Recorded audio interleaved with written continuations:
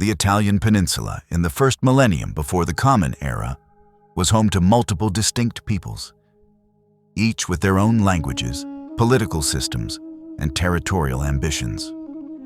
No single power controlled the region, and no unified Italian identity existed. Understanding this diversity is crucial, because Rome's eventual dominance was neither inevitable nor predetermined. The peninsula's geography shaped settlement patterns, but it was human decisions about political organization and territorial expansion that determined which peoples would rise and which would fall. Beginning around 1600 BCE, waves of Indo-European-speaking peoples migrated into the Italian peninsula from Central Europe. These migrations were not single organized movements, but rather gradual infiltrations over centuries. And these groups brought with them new languages, agricultural techniques, and social structures that gradually displaced or absorbed earlier inhabitants. By 1000 BCE, the peninsula was divided among numerous Italic peoples, linguistically related but politically independent groups who shared certain cultural traits while maintaining distinct identities. The Latins settled in the central western region known as Latium, a coastal plain with access to the Tiber River. This was not particularly fertile land compared to other regions, but it offered strategic advantages for trade and defense. The Latins organized themselves into small agricultural communities, each centered on a fortified hilltop settlement. Rome was one such settlement among many, with no particular distinction at this early stage.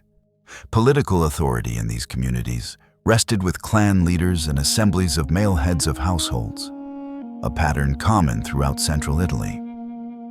Further south and inland, the Samnites controlled the Apennine mountain ranges. Their society was organized into tribal confederations rather than centralized states. This decentralized structure proved militarily effective in their mountainous terrain, where mobility and local knowledge mattered more than organized formations. The Samnites would later become Rome's most formidable opponents in the struggle for control of central Italy, precisely because their political organization suited their geographic environment. The Umbrians occupied the northeastern Apennines, while numerous smaller groups, Sabines, Aequi, Volsi, and others, controlled various territories throughout the peninsula. Each maintained independence and frequently engaged in warfare over grazing rights, water access, and arable land. These conflicts were not driven by ideological differences or grand strategic visions, but by the practical needs of agricultural societies competing for limited resources. The most sophisticated civilization in early Italy was not an Italic people at all. The Etruscans dominated the western coast north of Latium in the region called Etruria, modern Tuscany. The origin of the Etruscans remains debated, whether they were indigenous inhabitants or migrants from the eastern Mediterranean. But what matters for understanding Italian history is what they built. By the 8th century BCE, Etruscan civilization had developed urban centers, monumental architecture, sophisticated metalworking, and extensive trade networks throughout the Mediterranean. Etruscan political organization differed fundamentally from that of the Italic tribes. They created city-states, each governed by a king or aristocratic council, which sometimes cooperated through a loose religious confederation, but never unified into a single state. Cities like Veii, Tarquinii, and Volsi controlled substantial territories worked by dependent agricultural populations. This urban civilization, with its specialized craftsmen, merchants, and administrative class, represented a more complex form of social organization than existed among most Italic peoples. The Etruscans influenced their Latin neighbors profoundly. Etruscan engineering techniques, including drainage systems and road construction, were adopted by Latin communities. Etruscan religious practices, particularly divination and augury, became embedded in Roman culture. Perhaps most significantly, the concept of organized urban government itself came to Rome through Etruscan influence. During the 7th and 6th centuries BCE, Etruscan kings ruled Rome, transforming it from a collection of hilltop villages into a unified urban center with public buildings and defensive walls. Yet, Etruscan civilization contained structural weaknesses that would prove decisive. The Etruscan city-states never developed mechanisms for sustained political cooperation. When faced with external threats, they could not consistently coordinate military responses. Their wealth, derived largely from control of iron mines and maritime trade, made them targets for expansion by neighboring peoples. Most critically, they failed to integrate subject populations into their political systems, maintaining rigid distinctions between Etruscan citizens and conquered peoples. This created internal tensions that external enemies could exploit. The southern portions of the Italian peninsula and Sicily followed a different political trajectory. Beginning in the 8th century BCE, Greek colonists established independent city-states along the coasts, creating what would be called Magna Graecia, or Greater Greece. These were not coordinated colonial ventures, but separate expeditions from various Greek cities seeking agricultural land and trade opportunities. Cumae, Neapolis, Tarentum, Syracuse, and dozens of other Greek cities transplanted Hellenic political institutions, citizen assemblies, democratic or oligarchic constitutions, and the concept of the polis to Italian soil. These Greek colonies quickly became major powers in their own right. Syracuse, founded by Corinthian settlers in 733 BCE, grew into one of the largest and wealthiest cities in the entire Greek world. Tarentum dominated the heel of the Italian boot and maintained a powerful navy. These cities traded extensively with both Greece and the indigenous Italic peoples, spreading Greek cultural influence throughout the peninsula. They also fought frequent wars among themselves and against the native populations they displaced or sought to subjugate. The Greek cities of southern Italy faced a similar problem to the Etruscans. Political fragmentation prevented unified action. When threatened, they might temporarily ally, but rivalries always prevented lasting cooperation. This pattern would have profound consequences when Rome later expanded southward. Cities that might have collectively resisted Roman power instead sought to use Rome against their local rivals, a miscalculation that facilitated Roman conquest.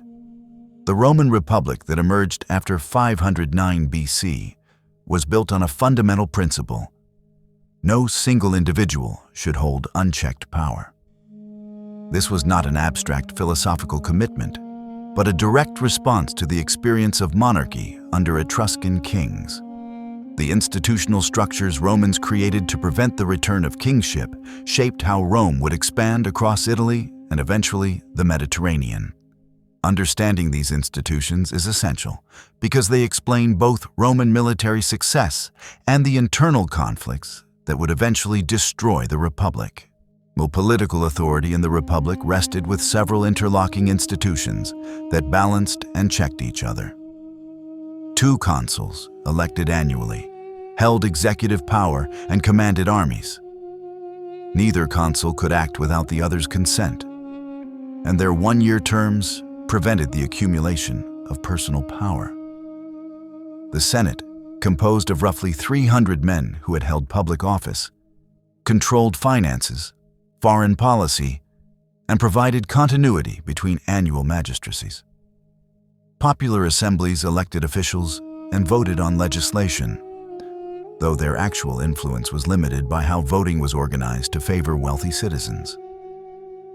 This system had a critical military advantage. Because magistrates served only 1 year, Rome regularly rotated command positions. This created a large pool of men with military leadership experience, while preventing any general from building a permanent personal army. Additionally, the competitive nature of Roman politics meant that aristocrats constantly sought military glory to advance their careers. This produced aggressive expansion, as commanders needed victories to win elections to higher office. The conquest of Italy proceeded in stages, each requiring different strategies. Rome's first challenge was establishing dominance within Latium itself. The Latin League, a confederation of Latin cities including Rome, had cooperated against external threats, but Rome increasingly sought primacy within the League. After decades of tension, war broke out in 340 BC. Rome defeated the League within 2 years and dissolved it, incorporating some cities directly into the Roman state and establishing bilateral treaties with others. This set a pattern Rome would repeat: destroy existing political confederations and replace them with individual relationships to Rome. The Samnite Wars represented a far greater challenge. The Samnites controlled the Apennine Mountains of south-central Italy, and their tribal confederation could field large armies well-suited to mountain warfare. 3 separate wars between 343 and 290 BC tested Roman military capacity and political resilience. The Romans suffered catastrophic defeats, most notably at the Caudine Forks in 321 BC, where an entire army was trapped in a mountain pass and forced to surrender. What allowed Rome to ultimately prevail was not military superiority, but institutional capacity to absorb defeats and continue fighting. After each setback, Rome raised new armies, adjusted tactics, and maintained political cohesion. The Samnites, despite their military effectiveness, could not sustain prolonged warfare because their decentralized political structure made coordinated strategy difficult. By 290 BC, Rome had defeated the Samnites and controlled central Italy. Roman expansion into southern Italy brought confrontation with the Greek cities of Magna Graecia. These cities possessed wealth, sophisticated culture, and military technology superior to Rome's. When Tarentum, the dominant Greek city in southern Italy, went to war with Rome in 280 BC, it hired Pyrrhus of Epirus, one of the most accomplished military commanders of the Hellenistic world. Pyrrhus brought professional armies, war elephants, and tactical sophistication that Roman forces had never encountered. Pyrrhus won his battles against Rome at Heraclea in 280 BC and Asculum in 279 BC, but could not win the war. The famous phrase, Pyrrhic victory, originates from these campaigns, where Pyrrhus suffered casualties he could not replace, while Rome continually fielded new armies. The critical factor was not courage or tactics, but demographics and political institutions. Rome could draw on a large population of citizens and allies, all integrated into its military system. Pyrrhus commanded mercenaries and allies whose support was contingent on success. When he withdrew to Sicily and then back to Greece, many of the Greek cities of southern Italy fell to Rome one by one. By 272 BC, Rome controlled the entire Italian peninsula south of the Po River Valley. The system Rome used to control Italy was more sophisticated than simple conquest. Rather than imposing uniform rule, Rome created a hierarchy of relationships tailored to each community. Some cities received full Roman citizenship, including voting rights. Others received citizenship without the vote. Some became allies bound by treaty to provide troops but retained internal self-governance. Some became Latin colonies, new cities founded on strategic sites, populated by Latin and Roman citizens, serving as military garrisons and centers of Roman culture. This flexibility accomplished several objectives. It prevented unified resistance by giving different communities different stakes in the Roman system. It provided a path to full citizenship, encouraging loyalty rather than permanent resentment. Most importantly, it created a military system vastly larger than Rome's citizen body alone could support. By the mid-3rd century BC, Rome could mobilize over 700,000 soldiers from its network of citizens and allies, a force larger than any single state in the Mediterranean could match. The Punic Wars transformed Rome from an Italian power into a Mediterranean empire. Carthage, a Phoenician colony in North Africa, controlled a commercial empire spanning the western Mediterranean. When Rome's expansion reached Sicily, where Carthage had extensive interests, conflict became inevitable. The First Punic War, lasting from 264 to 241 BC, was primarily a naval conflict. Rome, with no naval tradition, built a fleet and learned naval warfare through trial and error. After 23 years of fighting, Rome expelled Carthage from Sicily and acquired its first overseas province. The Second Punic War was existential. Hannibal Barca, the Carthaginian general, invaded Italy through the Alps in 218 BC with a professional army that repeatedly destroyed Roman forces. At Cannae in 216 BC, Hannibal achieved one of history's most complete tactical victories, killing perhaps 50,000 Roman soldiers in a single day. Yet Rome's political system held. The Senate refused to negotiate. Allies, despite some defections, largely remained loyal, until Rome raised new armies and adopted a strategy of avoiding direct engagement while wearing down Hannibal's forces and attacking Carthaginian territories in Spain and Africa. The turning point came when Rome produced a general, Scipio Africanus, who could match Hannibal tactically. Scipio conquered Carthaginian Spain, then invaded Africa, forcing Carthage to recall Hannibal. At Zama in 202 BC, Scipio defeated Hannibal decisively. The peace terms stripped Carthage of its empire and its fleet, leaving it a client state of Rome. The Third Punic War, triggered by Roman fears of Carthaginian recovery, ended in 146 BC with the complete destruction of Carthage and the annexation of its territory as the province of Africa. Victory in the Punic Wars brought wealth and problems. Massive influxes of slaves from conquered territories changed Italian agriculture. Large landowners used slave labor to create estates called latifundia, making small farmers economically uncompetitive. Many citizen soldiers returned from years of military service to find their farms ruined and their economic position undermined.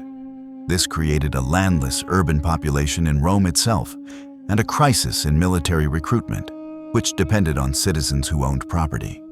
Internal political conflict, suppressed during the existential struggle with Hannibal, now intensified. Roman society was divided into patricians, a hereditary aristocracy that monopolized high office, and plebeians, all other citizens. Through centuries of struggle, plebeians had won the right to hold office and gained their own representatives, called tribunes, who could veto Senate decisions. But by the 2nd century BC, a new division mattered more: the growing gap between rich and poor, regardless of patrician or plebeian status. The Gracchi brothers attempted to address these problems through land reform. Tiberius Gracchus, elected tribune in 133 BC, proposed redistributing public land to landless citizens. This threatened wealthy senators who illegally occupied vast tracts of public land. When Tiberius sought re-election to continue his reforms, senators incited a mob that killed him. His brother Gaius, tribune in 123 BC, pursued even more extensive reforms, including subsidized grain for urban poor and extending citizenship to Italian allies. He too was killed by political opponents in 121 BC. But the violence that killed the Gracchi established a precedent. Political disputes could be resolved through force rather than institutional processes. This breakdown of republican norms accelerated in the following decades. Gaius Marius, a military commander from a non-aristocratic family, reformed the army by recruiting landless citizens and promising them land grants after service. This created armies loyal to their commanders rather than to the Republic, because soldiers' futures depended on their general's political success. Lucius Cornelius Sulla, Marius's rival, took the next step. When political opponents tried to remove his command in 88 BC, Sulla marched his army on Rome itself, the first time a Roman general used military force against his own city. And after complicated civil conflicts involving both foreign wars and internal struggles, Sulla captured Rome in 82 BC and had himself appointed dictator. He proscribed, legally murdered thousands of opponents, confiscated their property, and attempted to restructure the Republic to prevent future populist challenges to senatorial authority. After 3 years, Sulla voluntarily resigned and the Republic formally continued. But his example showed that military force could override constitutional procedures. Octavian's victory at Actium left him in control of Rome's armies, wealth, and territories. But outright monarchy remained politically impossible. Romans still cherished republican traditions, and Caesar's assassination demonstrated the danger of appearing too monarchical. And the solution Octavian devised was a carefully constructed fiction. He would wield absolute power while maintaining the appearance of republican government. This system, known as the principate, would govern the Roman world for 3 centuries and fundamentally alter Italy's position within the empire. In 27 BC, Octavian theatrically offered to resign all his powers and restore the Republic. The Senate, controlled by his supporters, refused and instead granted him new authority.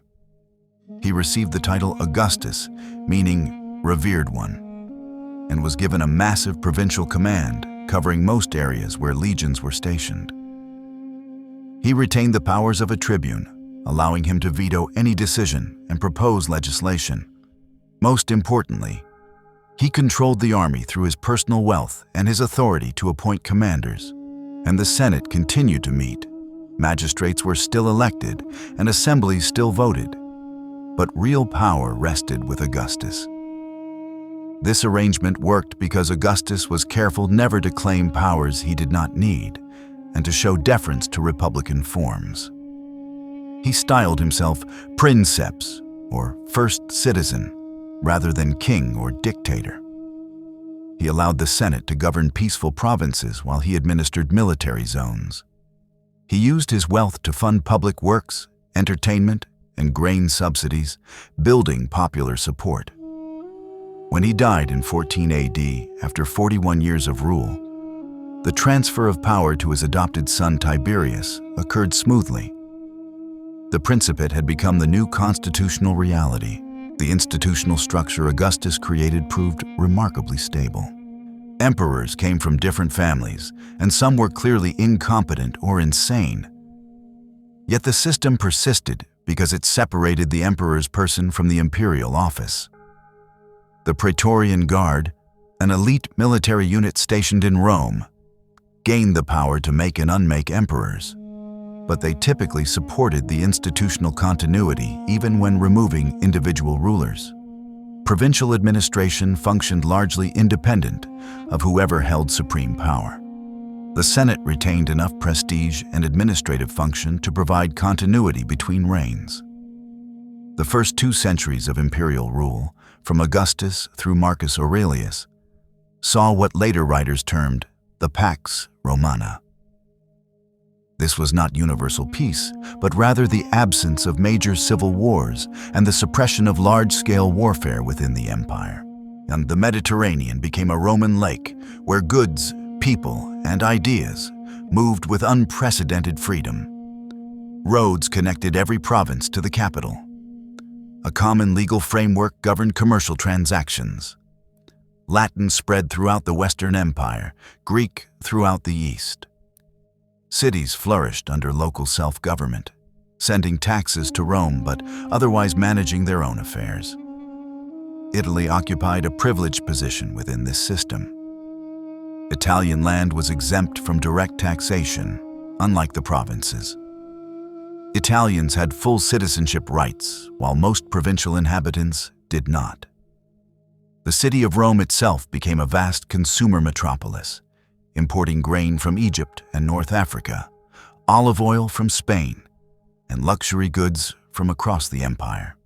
The emperors maintained this arrangement through the annona, and a system of free or subsidized grain distribution to Roman citizens, and through spectacular public entertainment in venues like the Colosseum, completed in 80 AD. Yet even at its height, forces were undermining Italy's special status. The army, which had been recruited primarily from Italy during the Republic, increasingly drew soldiers from the provinces. By the 2nd century AD, most legionaries were provincials who served on the frontiers where they were stationed and retired to frontier regions where they received land grants.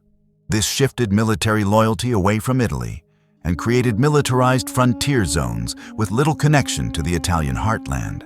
The extension of citizenship also diminished Italy's privileged position. Emperors gradually granted citizenship to provincials, both as a reward for service and as a means of integrating provincial elites into the imperial system. The Emperor Caracalla, in 212 AD, extended citizenship to virtually all free inhabitants of the empire. This was partly a revenue measure, as citizens paid inheritance taxes that non-citizens did not. But it also reflected the reality that Italy was no longer the sole center of Roman civilization. Wealthy provincials served as senators, commanded armies, and even became emperors. Economic changes reinforced this decentralization. Under the Republic and early Empire, Italy had been an important producer of wine, olive oil, and manufactured goods. By the 2nd century AD, provinces had developed their own production centers. Spanish olive oil, Gallic pottery, and African grain competed with or replaced Italian products. Then Italy's economy shifted toward consumption, funded by rents from provincial estates rather than productive activity. This made Italy dependent on the stability and prosperity of provinces rather than the reverse. The 3rd century AD brought catastrophic breakdown. Beginning in 235 AD, with the assassination of Emperor Severus Alexander, the empire experienced 50 years of civil war, foreign invasion, plague, and economic collapse. Over 50 men claimed the imperial title during this period, most dying violently within months or years of assuming power. The causes were multiple and interconnected. The cost of defending long frontiers against Germanic tribes in Persia exceeded available revenues. Debasement of the currency to pay soldiers triggered inflation. Plague reduced population and tax base.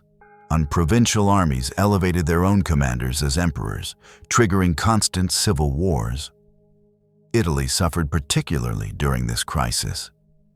The peninsula was no longer protected by distance from military frontiers. Rival emperors and their armies fought battles in northern Italy. Germanic raiders crossed the Alps and penetrated deep into the peninsula. The Emperor Aurelian felt compelled to construct massive new walls around Rome itself in 271 AD, an acknowledgement that the city was no longer secure. Economic disruption reduced Italy's population and devastated its cities. Diocletian, who became emperor in 284 AD, reconstructed the imperial system on fundamentally different principles. He recognized that one man could not effectively govern and defend an empire stretching from Britain to Mesopotamia. Instead, he established the Tetrarchy, a system of 4 co-emperors, 2 senior Augusti and 2 junior Caesars, each responsible for specific territories. He reformed provincial administration, breaking large provinces into smaller units under more direct imperial control. He attempted to control inflation through price edicts and reformed taxation by basing assessments on land and population rather than arbitrary levies. Most significantly for Italy, Diocletian stripped away its special status. Italian land became subject to direct taxation like any province. The administrative division of the empire placed Italy under the same bureaucratic structure as other regions. Diocletian himself rarely resided in Rome, preferring cities closer to military frontiers. The symbolic and practical diminishment of Italy's position within the empire was now complete.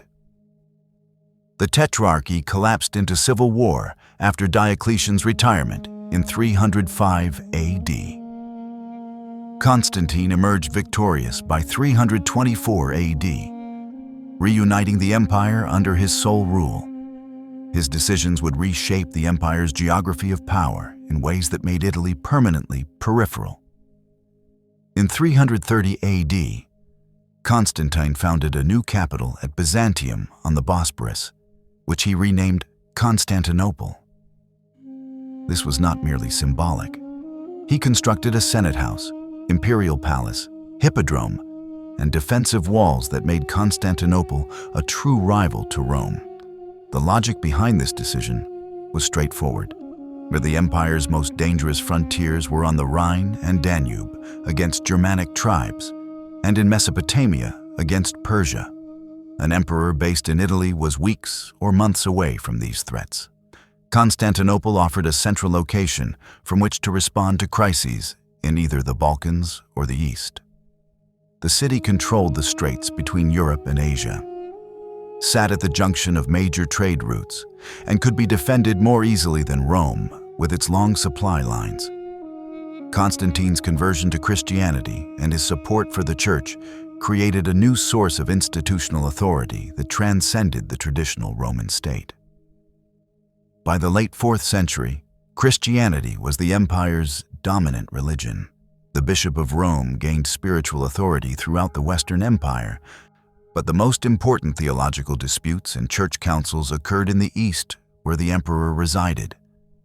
Italy retained symbolic importance as the home of St. Peter's successors, but real power resided in Constantinople. The division between eastern and western halves of the empire, which had been administrative under Diocletian, became permanent after the death of Emperor Theodosius in 395 AD. His sons Arcadius and Honorius each ruled half the empire, and their courts never reunified. The East, with its wealthy cities, centralized administration, and shorter frontiers, remained relatively stable. The West, poorer and facing intensifying barbarian pressure, entered terminal decline. The Western imperial court abandoned Rome for Ravenna in 402 AD. Ravenna, located on the Adriatic coast behind marshes and with access to the sea, offered better defensibility and communication with Constantinople than Rome did. This move demonstrated that emperors no longer viewed Rome as essential to imperial governance. The city's population, perhaps 1 million at its height, declined to perhaps 100,000 by the mid-5th century. Odoacer's rule over Italy represented an attempt to preserve Roman institutions under barbarian military control. He governed through the existing Roman Senate and bureaucracy, maintained the legal system, and respected the property rights of the Italian aristocracy. His position was anomalous, neither emperor nor barbarian king in the traditional sense, but rather a military commander who claimed to exercise authority delegated from Constantinople. This arrangement satisfied neither the Eastern emperor, who viewed Italy as rightfully part of his domain, nor Theodoric, king of the Ostrogoths, who sought a kingdom for his people. The Eastern emperor Zeno resolved to remove Odoacer without committing his own forces. In 489 AD, he authorized Theodoric to invade Italy and rule it in the emperor's name. Theodoric, leading the entire Ostrogothic people, perhaps 100,000 individuals, including warriors, families, and dependents, entered Italy and fought a 4-year campaign against Odoacer. The war concluded in 493 AD when Theodoric killed Odoacer personally during supposed peace negotiations in Ravenna. Theodoric then established himself as ruler of Italy, and maintaining the fiction that he governed as the emperor's representative while exercising independent authority. Theodoric's reign, lasting until 526 AD, demonstrated that barbarian rule could provide stability and even prosperity. He divided Italy's agricultural land, assigning 1/3 to Ostrogothic warriors as military settlements, while leaving 2/3 in Italian hands. This avoided the wholesale dispossession that had occurred in other former Roman territories. He preserved Roman law for the Italian population, while allowing Goths to follow their own customs. He maintained the Senate, appointed qualified administrators regardless of ethnicity, and sponsored extensive building projects, including palaces, churches, and restoration of aqueducts. The Ostrogothic kingdom represented a hybrid political structure. The Goths dominated the military, Italians the civil administration. Religious differences created tension. The Goths were Arian Christians, while most Italians followed Chalcedonian orthodoxy. But Theodoric enforced toleration. The economy recovered from the disruptions of the previous century. Trade continued with the Eastern Empire and the other barbarian kingdoms.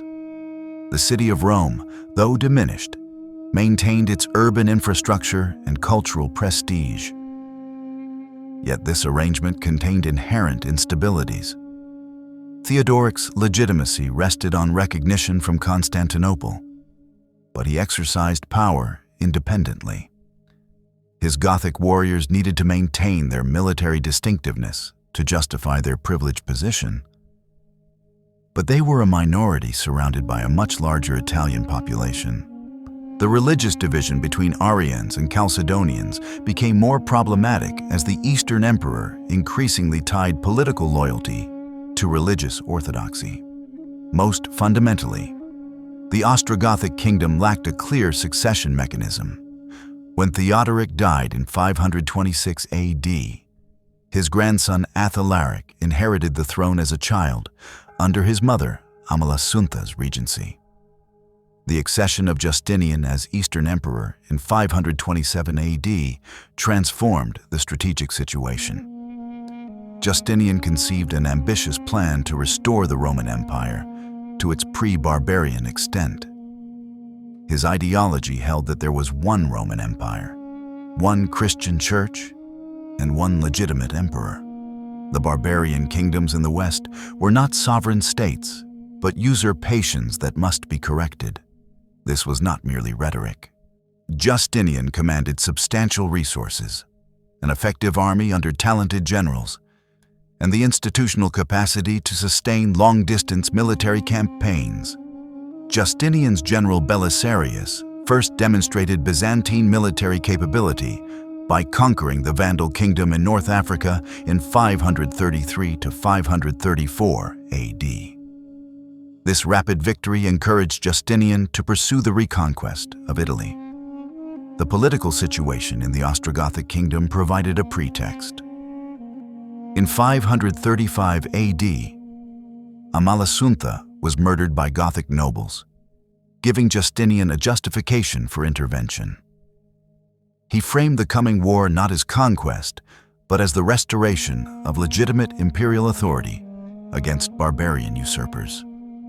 Belisarius invaded Italy in 536 AD with a relatively small force, perhaps 7,500 soldiers. Byzantine strategy relied on superior discipline, logistics, and the expectation that many Italians would welcome liberation from Gothic rule. The campaign initially succeeded beyond expectation. Belisarius captured Sicily without resistance, then advanced up the peninsula. Rome opened its gates to Byzantine forces, in December 536 AD. The Goths, whose military strength lay in cavalry warfare unsuited to sieges, struggled to respond effectively. The Gothic king Vitiges besieged Rome in 537 AD with a much larger force than Belisarius commanded. But Byzantine defensive superiority and Gothic logistical problems resulted in failure. After a year, Vitiges abandoned the siege. Belisarius captured Ravenna in 540 AD through a combination of military pressure and negotiations, and Vitiges surrendered. It appeared the war had ended in a swift Byzantine victory that would restore Italy to the empire with minimal destruction. This proved illusory. The Goths rejected the peace terms and elected a new king, Totila, who proved far more capable than his predecessors. Totila recognized that the Goths could not win conventional battles against Byzantine forces, so he adopted a different strategy. He appealed to Italian peasants by promising land reform and recruited slaves by offering freedom.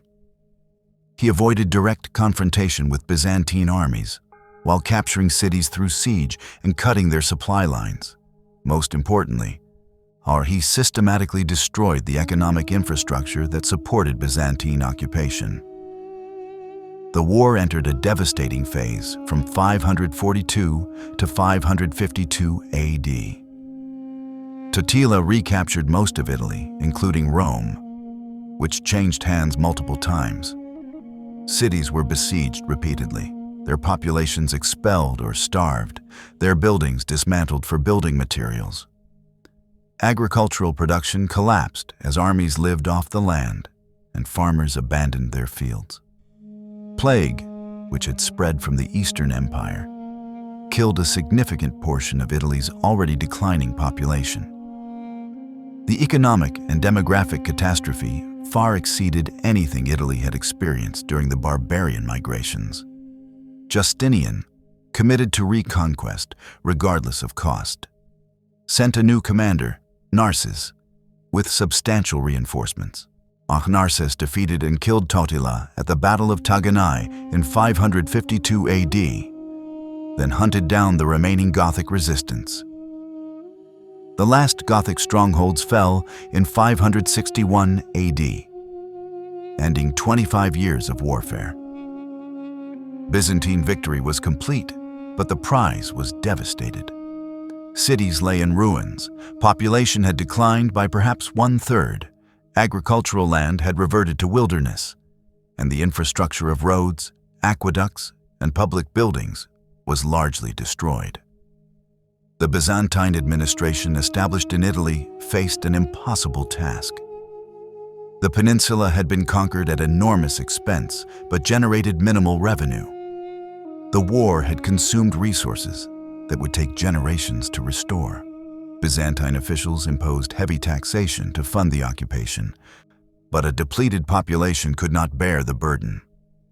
The new Byzantine Exarchate of Italy, governed from Ravenna, maintained theoretical control over most of the peninsula, but its actual authority was limited to fortified cities and their immediate surroundings.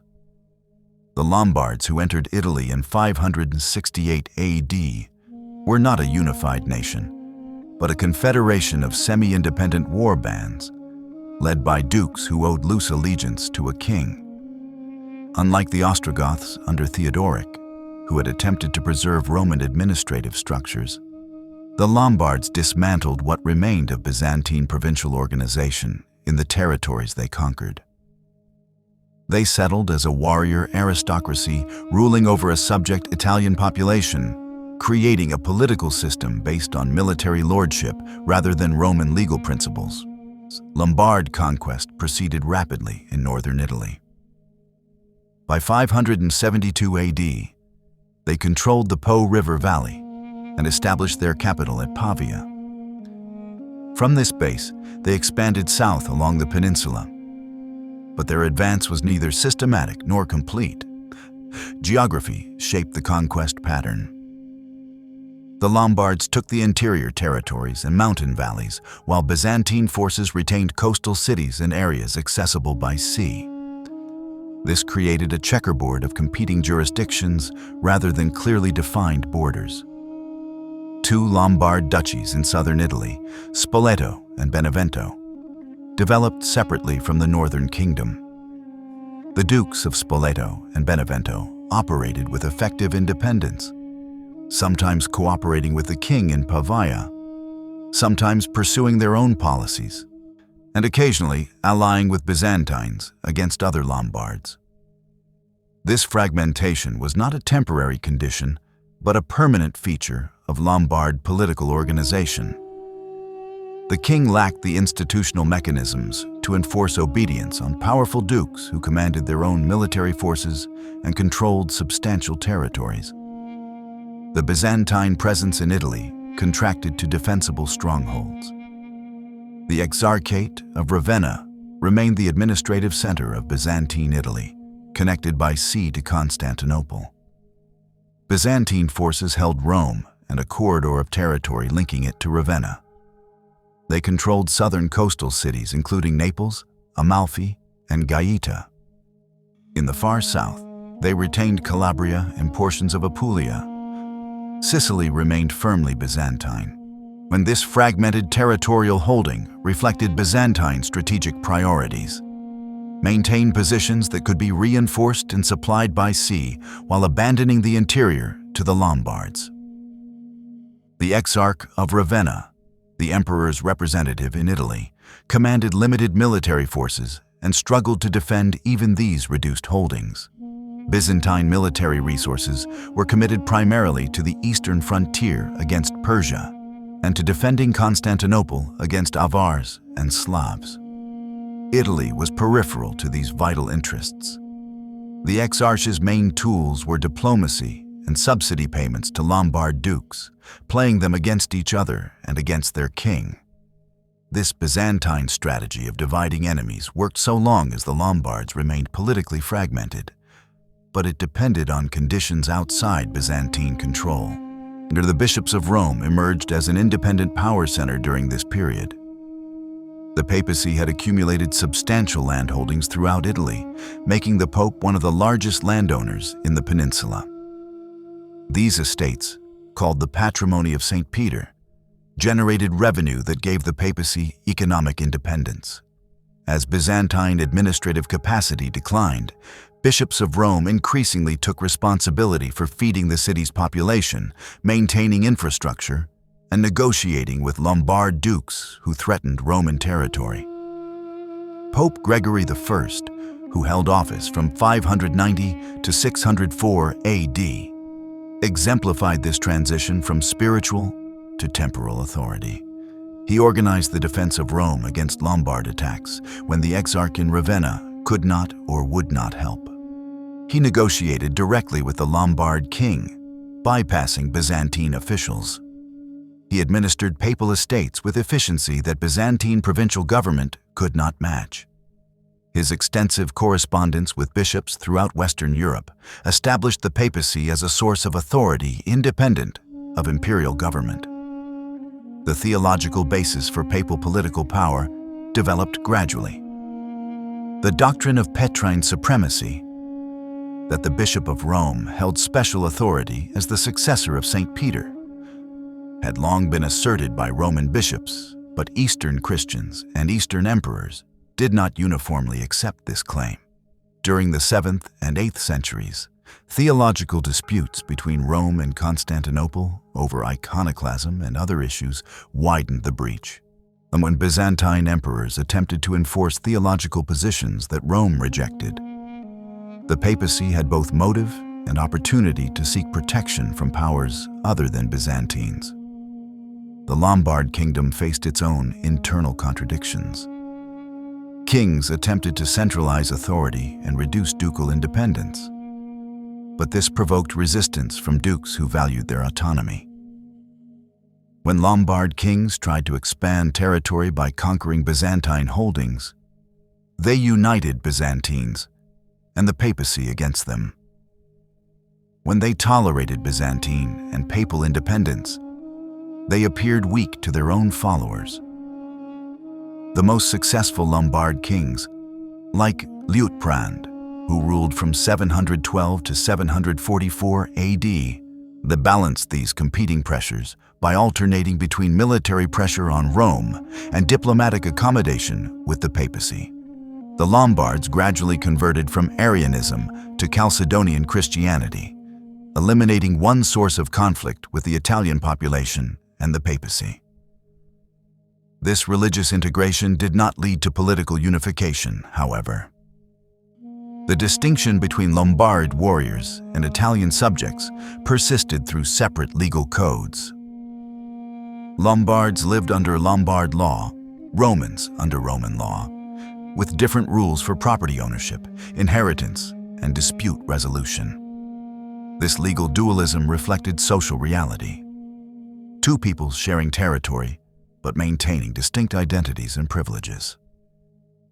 Byzantine capacity to defend Italy deteriorated during the 7th and 8th centuries. The Arab conquest of Syria, Egypt, and North Africa in the mid-700s AD eliminated wealthy provinces that had funded the empire. Constantinople itself faced siege by Arab forces in 674 to 678 AD, and again in 717 to 718 AD. The empire survived these existential threats, but emerged permanently weakened. Resources for defending distant Italy simply did not exist. The Exarchate of Ravenna fell to the Lombards in 751 AD. This conquest eliminated the main Byzantine administrative center in northern Italy and left Rome isolated. Pope Stephen II recognized that Byzantine power could no longer protect papal independence. The Lombard king Aistulf demanded that Rome submit to Lombard authority and pay tribute. Faced with this threat and abandoned by Byzantines, Stephen made a decision that reshaped European political geography. In 754 AD, Pope Stephen crossed the Alps to meet Pippin, king of the Franks. Pippin had recently overthrown the Merovingian dynasty with papal approval, gaining legitimacy for his new Carolingian dynasty through papal sanction. Stephen now called on Pippin to fulfill his obligation. In exchange for papal recognition, Pippin would protect Rome from the Lombards. This alliance between the papacy and the Frankish kingdom established a pattern that would define medieval European politics. The papacy providing spiritual legitimacy to secular rulers, who in turn defended papal interests. Pippin invaded Italy in 754 and 756 AD, defeated the Lombards, and forced them to cede territory to the papacy. The donation of Pippin transferred control of Ravenna, the Exarchate, and substantial territories in central Italy to papal authority. This created the Papal States as a territorial entity governed by the Pope, no longer merely as a large landholder, but as a temporal sovereign. The document justifying this arrangement, the donation of Constantine, claimed that Emperor Constantine had granted temporal authority over the Western Empire to the papacy. This document was a forgery created in the 8th century, but it served to legitimize papal territorial rule. The Lombard kingdom survived Frankish intervention, but in a weakened condition. Lombard kings continued to rule from Pavia and control northern Italy, but they had lost their chance to unify the peninsula under their authority. The existence of an independent papal state in central Italy created a permanent obstacle to unification from either north or south. The Byzantine presence, though reduced, persisted in southern Italy and Sicily. The peninsula was now definitively divided among three powers, none strong enough to eliminate the others. This tripartite division had profound consequences.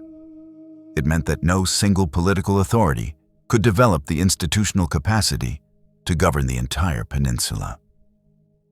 Regional differences, already significant, were reinforced by differing legal systems and political cultures. Northern Italy under Lombard rule developed differently from central Italy under papal administration and from southern Italy under Byzantine governance. Economic patterns diverged as different regions oriented their trade toward different partners. Northern Italy toward Central Europe, southern Italy toward Constantinople and the Eastern Mediterranean. The Frankish kingdom, having intervened once in Italy, became the external power whose support was necessary for any political change on the peninsula. This established a pattern that would persist for over 1,000 years. Italian political outcomes determined partly by Italian actors, but decisively by intervention from powers beyond the Alps. The papacy, having invited Frankish intervention, became dependent on Frankish protection against Lombard threats. The 9th and 10th centuries saw effective royal authority in Italy dissolve, as Carolingian successors proved incapable of maintaining control. Italian bishops and counts, theoretically subordinate to kings, became autonomous powers in their territories. No institution possessed the military strength or legitimacy to impose order across the peninsula. This breakdown of central authority created conditions for both chaos and innovation. While magnates fought for local dominance, Italian cities began developing forms of self-government that would shape European political thought for centuries. The absence of strong royal power made Italy vulnerable to external raiders. Arab forces from North Africa conquered Sicily gradually between 827 and 902 AD. This was not a single campaign, but a decades-long process of establishing coastal bases, defeating Byzantine armies, and consolidating control. The emirate established at Palermo became a prosperous and culturally sophisticated state.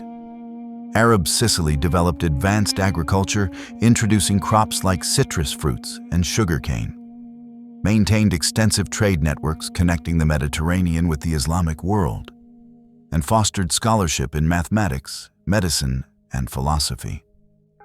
Arab raiders from Sicily also attacked the Italian mainland. They sacked Rome in 846 AD, devastating the basilicas of St. Peter and St. Paul outside the city walls. They established a base at Bari on the Adriatic coast from 847 to 871 AD, using it to raid deep into southern Italy. These attacks accelerated the decline of Byzantine power in the south and forced coastal cities to develop their own defenses. For the strategic implications were significant. Neither Byzantine nor Frankish forces could protect Italy from seaborne attack, creating opportunities for cities with naval capacity to assert independence. Magyar raids from the east added to the disorder. Hungarian cavalry forces crossed the Alps repeatedly between 899 and 955 AD, devastating northern Italy and extracting tribute from cities unable to defend themselves. These raids disrupted trade, destroyed agricultural production, and made travel dangerous. The failure of kings and emperors to provide protection discredited royal authority and pushed communities toward self-reliance.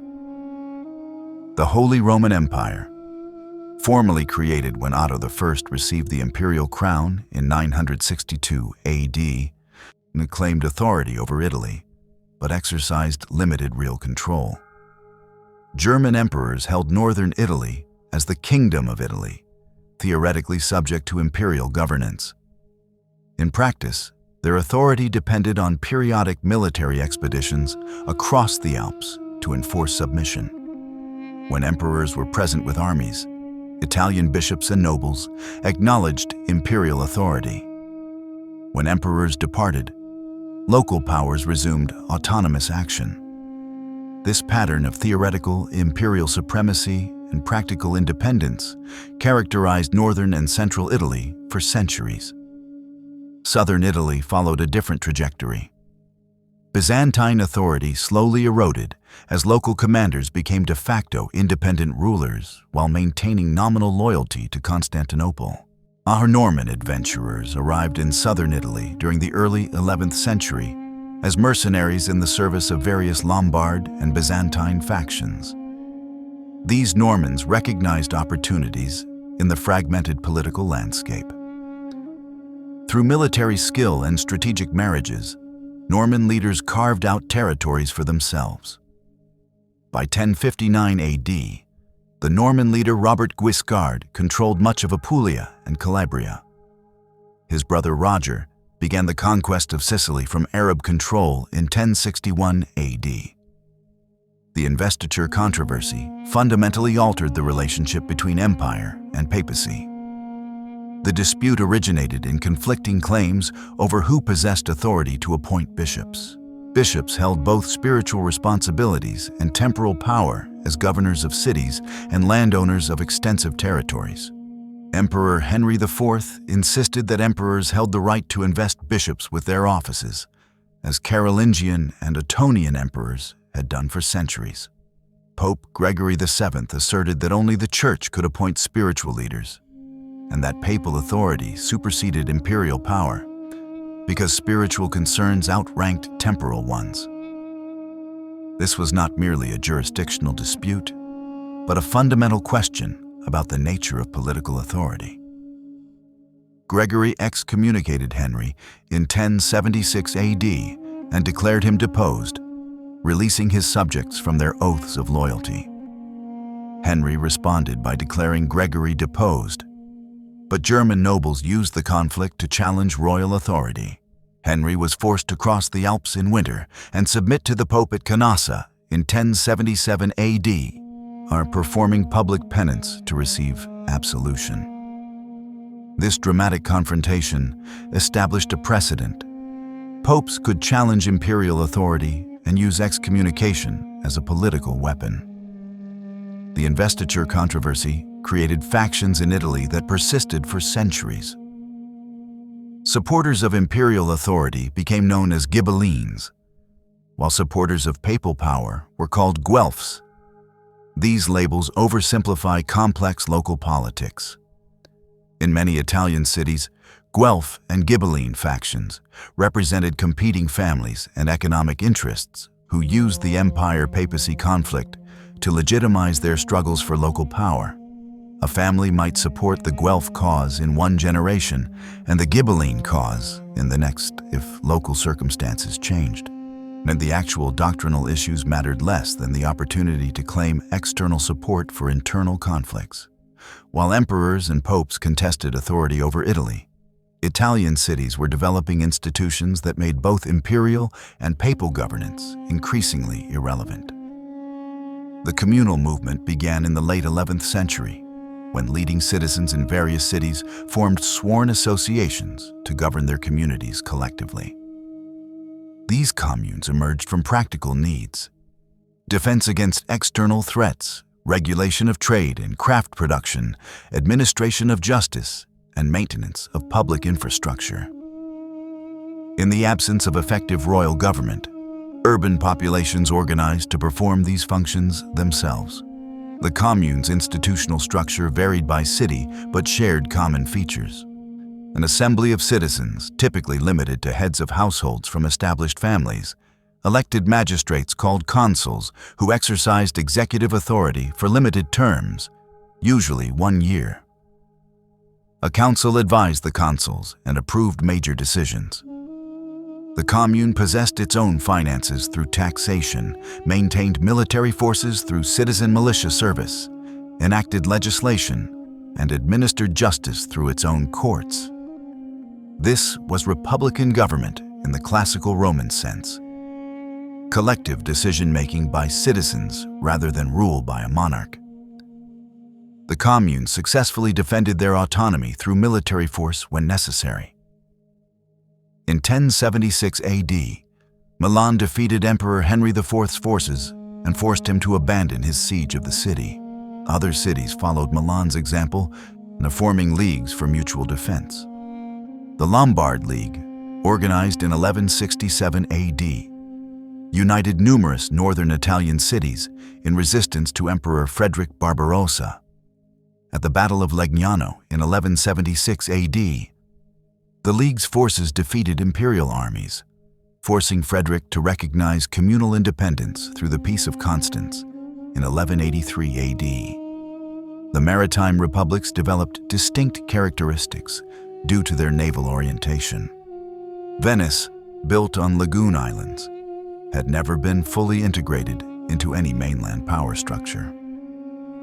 By the 11th century, Venice had established itself as a major maritime power through trade with Constantinople and the Eastern Mediterranean.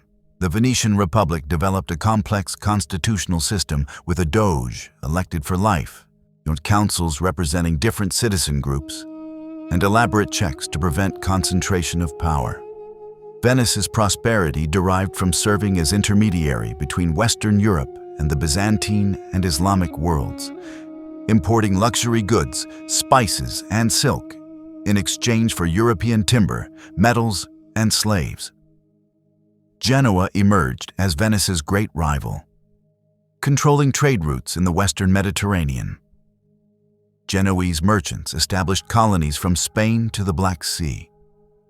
Pisa developed as another major maritime power, competing with Genoa for dominance in Corsica, Sardinia, and the Western Mediterranean trade. Amalfi, though smaller, maintained importance through its commercial connections and maritime law codes that influenced Mediterranean trade regulations. These maritime republics competed intensely with each other, sometimes engaging in open warfare. But their commercial success demonstrated that Italian cities could prosper through trade and navigation without depending on agricultural hinterlands. The economic transformation of northern and central Italy during the 11th and 12th centuries created the material foundation for communal independence. Agricultural productivity increased through better tools, land reclamation, and crop rotation. Population growth provided labor for expanding urban economies. Craft production became more specialized and organized into guilds that regulated quality, trained apprentices, and controlled market access. Italian merchants pioneered banking innovations, including bills of exchange, double-entry bookkeeping, and maritime insurance that facilitated long-distance trade. And this economic dynamism generated wealth that funded communal government, military forces, and public works. Italian cities built new defensive walls, constructed public buildings, including town halls and market structures, and invested in infrastructure like bridges and harbors. The physical transformation of Italian cities reflected their political autonomy and economic vitality.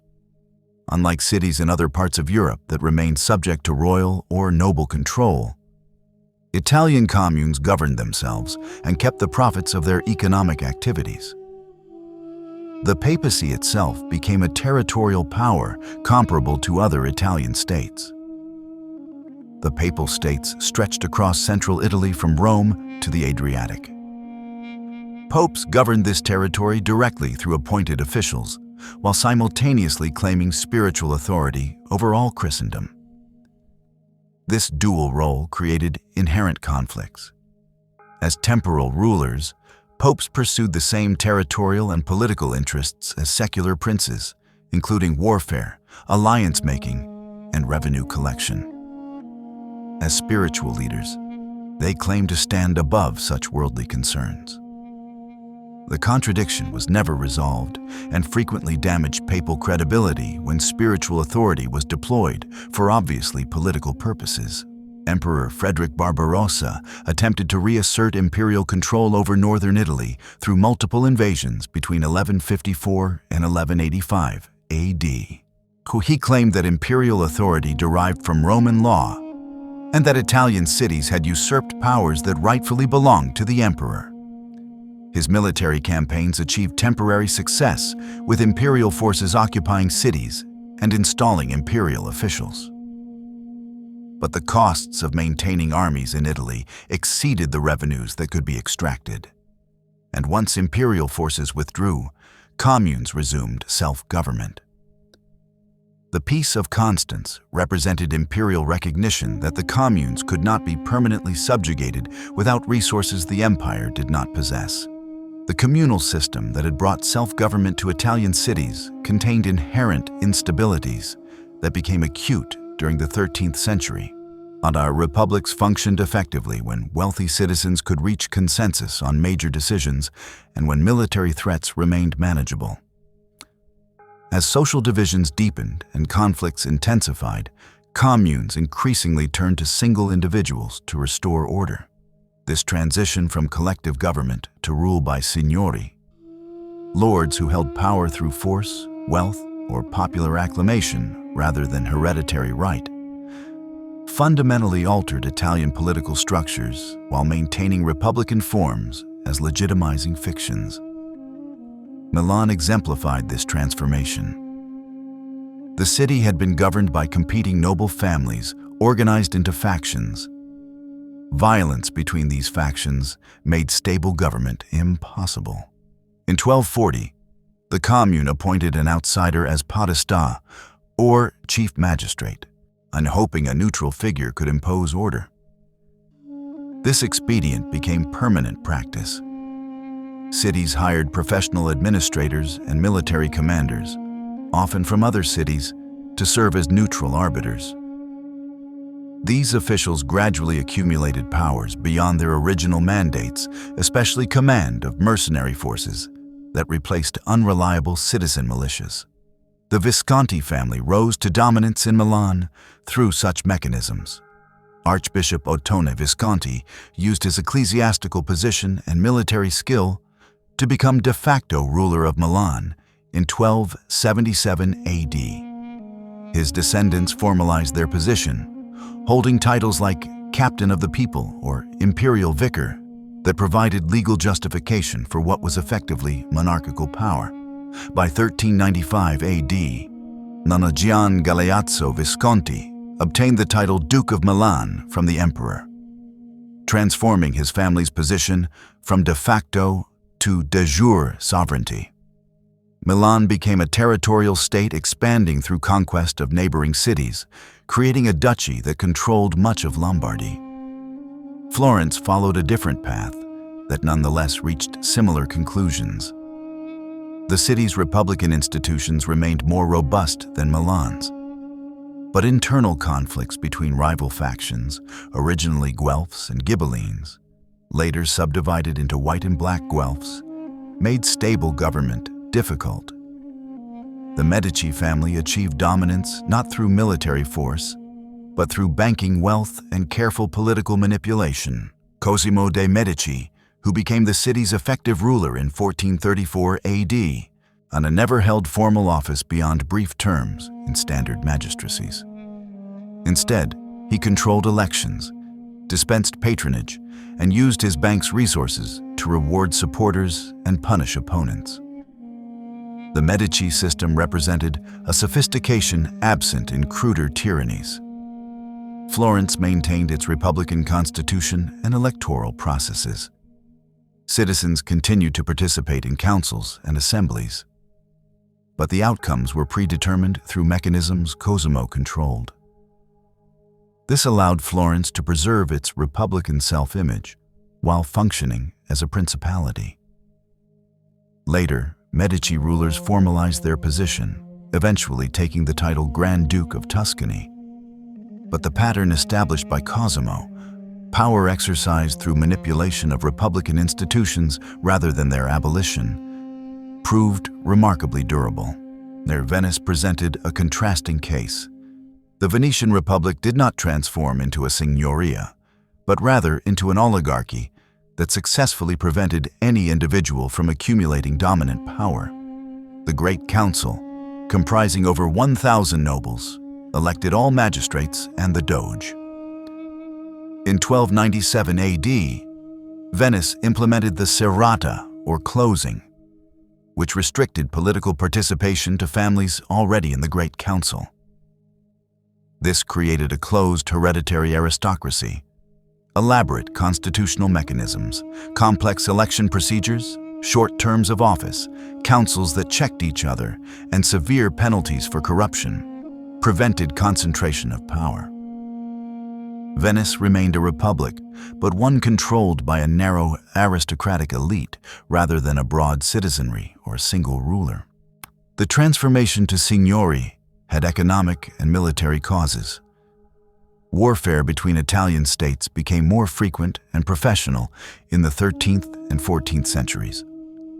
Citizen militias could not match trained mercenary companies led by condottieri, military entrepreneurs who contracted their services to the highest bidder. Hiring and managing these mercenary forces required substantial resources and quick decision-making impossible in communal assemblies. Single rulers could raise taxes, negotiate contracts, and make strategic decisions more efficiently than committees. The Kingdom of Naples and Sicily represented a different political tradition. This southern realm had been unified under Norman rule, then passed to the Hohenstaufen emperors, creating a centralized monarchy quite unlike the northern communes. When after Frederick II's death in 1250 AD, the papacy invited Charles of Anjou, brother of the French king, to conquer the kingdom and eliminate Hohenstaufen influence. Charles succeeded in 1266 AD, establishing the Angevin dynasty. However, Sicilian resentment of Angevin rule led to the Sicilian Vespers uprising in 1282 AD, when Sicilians massacred French officials and invited Peter III of Aragon to become their king. This created two competing kingdoms, an Angevin kingdom of Naples controlling the mainland south, and an Aragonese kingdom of Sicily controlling the island. Both claimed legitimacy over the entire southern realm. This division persisted through the 14th and most of the 15th centuries, creating chronic warfare in southern Italy. The Angevin and Aragonese monarchies both maintained feudal structures quite different from northern Italian political organization. Large baronial estates dominated the economy, cities remained relatively weak, and royal power depended on managing relationships with powerful nobles rather than urban communes. By the mid-14th century, Italy had crystallized into several major powers, maintaining a balance that prevented any single state from dominating the peninsula.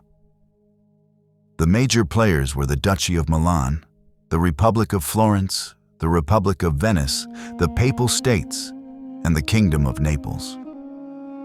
Numerous smaller powers, Genoa, Siena, Mantua, Ferrara, and others, maintained independence by playing larger states against each other. And this system resembled the balance of power that would later characterize European international relations. But it emerged organically from the particular conditions of Italian fragmentation. The mechanism maintaining this balance was diplomatic sophistication combined with military calculation. Italian states established permanent embassies in each other's capitals, developing professional diplomatic services that gathered intelligence and negotiated continuously. When one state threatened to become too powerful, others formed coalitions to counter it. These alliances shifted frequently based on immediate interests rather than ideological affinity or dynastic loyalty. The system worked because no Italian state possessed overwhelming military or economic superiority, and all recognized that conquest of the entire peninsula exceeded their capabilities. Economic prosperity underpinned this political system. Italian cities dominated European banking and commerce during the 14th and 15th centuries. Florentine banking houses, the Medici, Bardi, Peruzzi, and others, financed European monarchs, managed papal revenues, and facilitated international trade. Venetian and Genoese merchant fleets connected Europe with markets in Constantinople, Alexandria, and the Black Sea ports. The development of marine insurance, sophisticated accounting methods, and commercial law enabled long-distance trade on unprecedented scales. Manufacturing added to commercial wealth. Florentine textile production, particularly fine wool cloth, employed thousands of workers and generated substantial profits. Milan produced armor and weapons. Venetian glassmaking and shipbuilding achieved technical excellence. These industries required capital investment, skilled labor, and access to raw materials and markets, all of which Italian cities could provide better than competitors elsewhere in Europe. The resulting wealth concentrated in the hands of merchant and banking families, who then sought cultural prestige to match their economic power. This pursuit of prestige drove cultural patronage. Wealthy families competed to commission artworks, fund building projects, and support scholars. Rulers of signori used cultural patronage to legitimize their political positions. A duke or lord who commissioned magnificent churches, employed learned humanists, and attracted renowned artists demonstrated that his rule brought prosperity and elevated his city's reputation. This was not simply vanity, but calculated political strategy. Cultural achievement conferred prestige that translated into diplomatic influence and political legitimacy.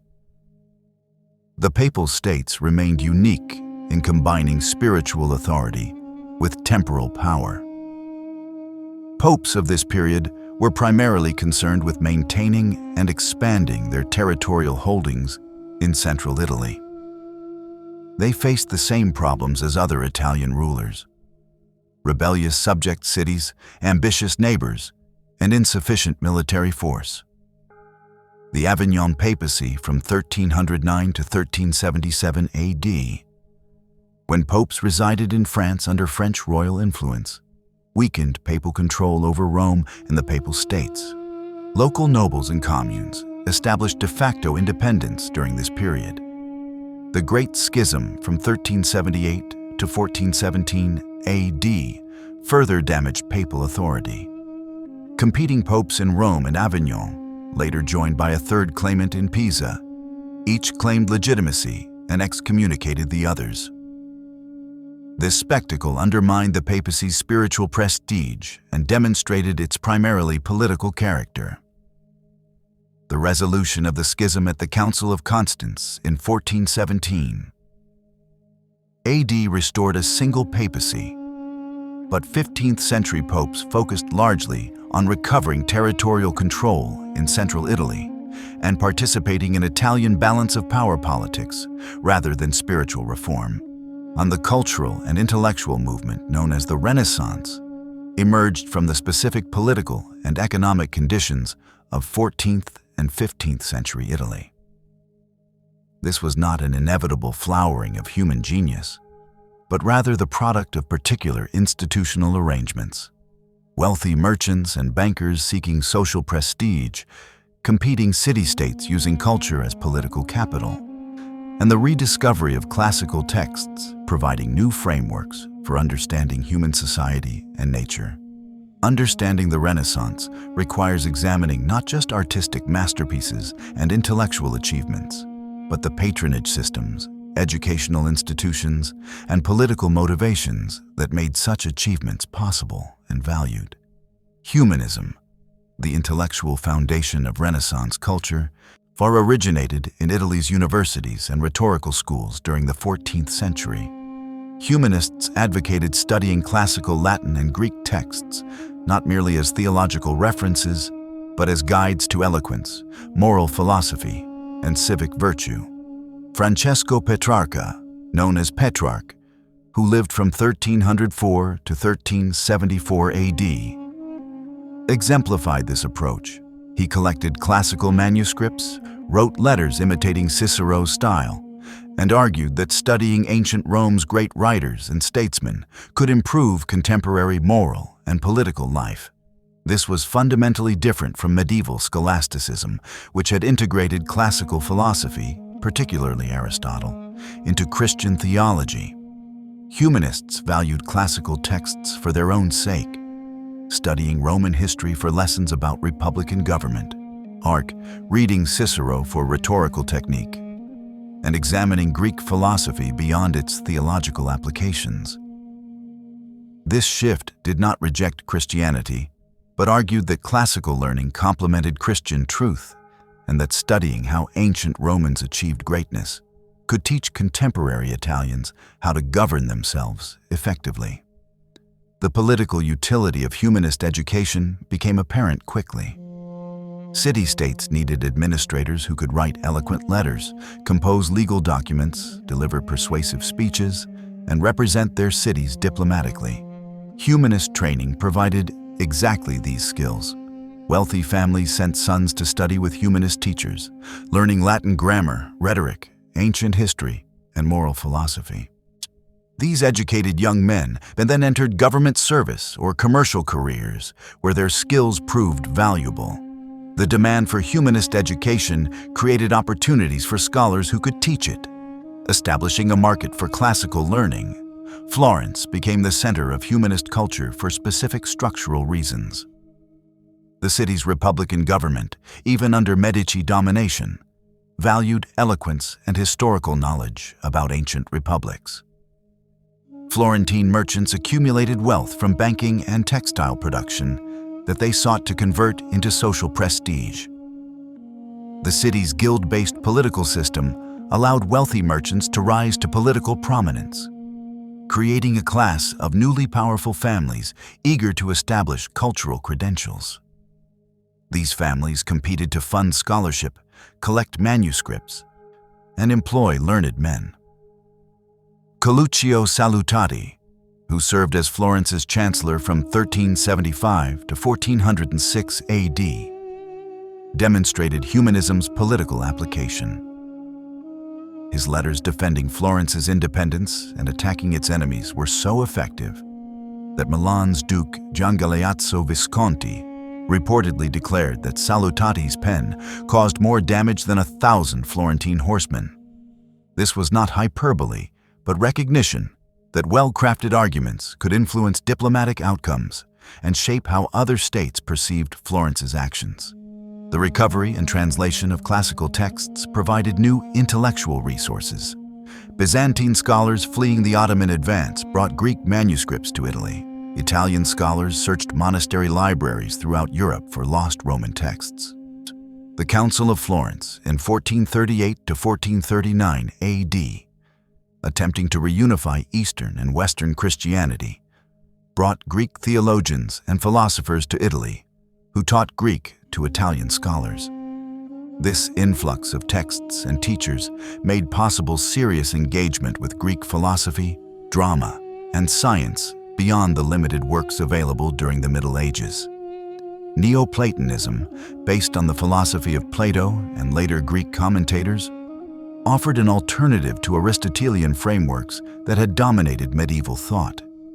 Marsilio Ficino, supported by Cosimo de' Medici, translated Plato's complete works into Latin by 1469 AD and wrote commentaries synthesizing Platonic philosophy with Christian theology.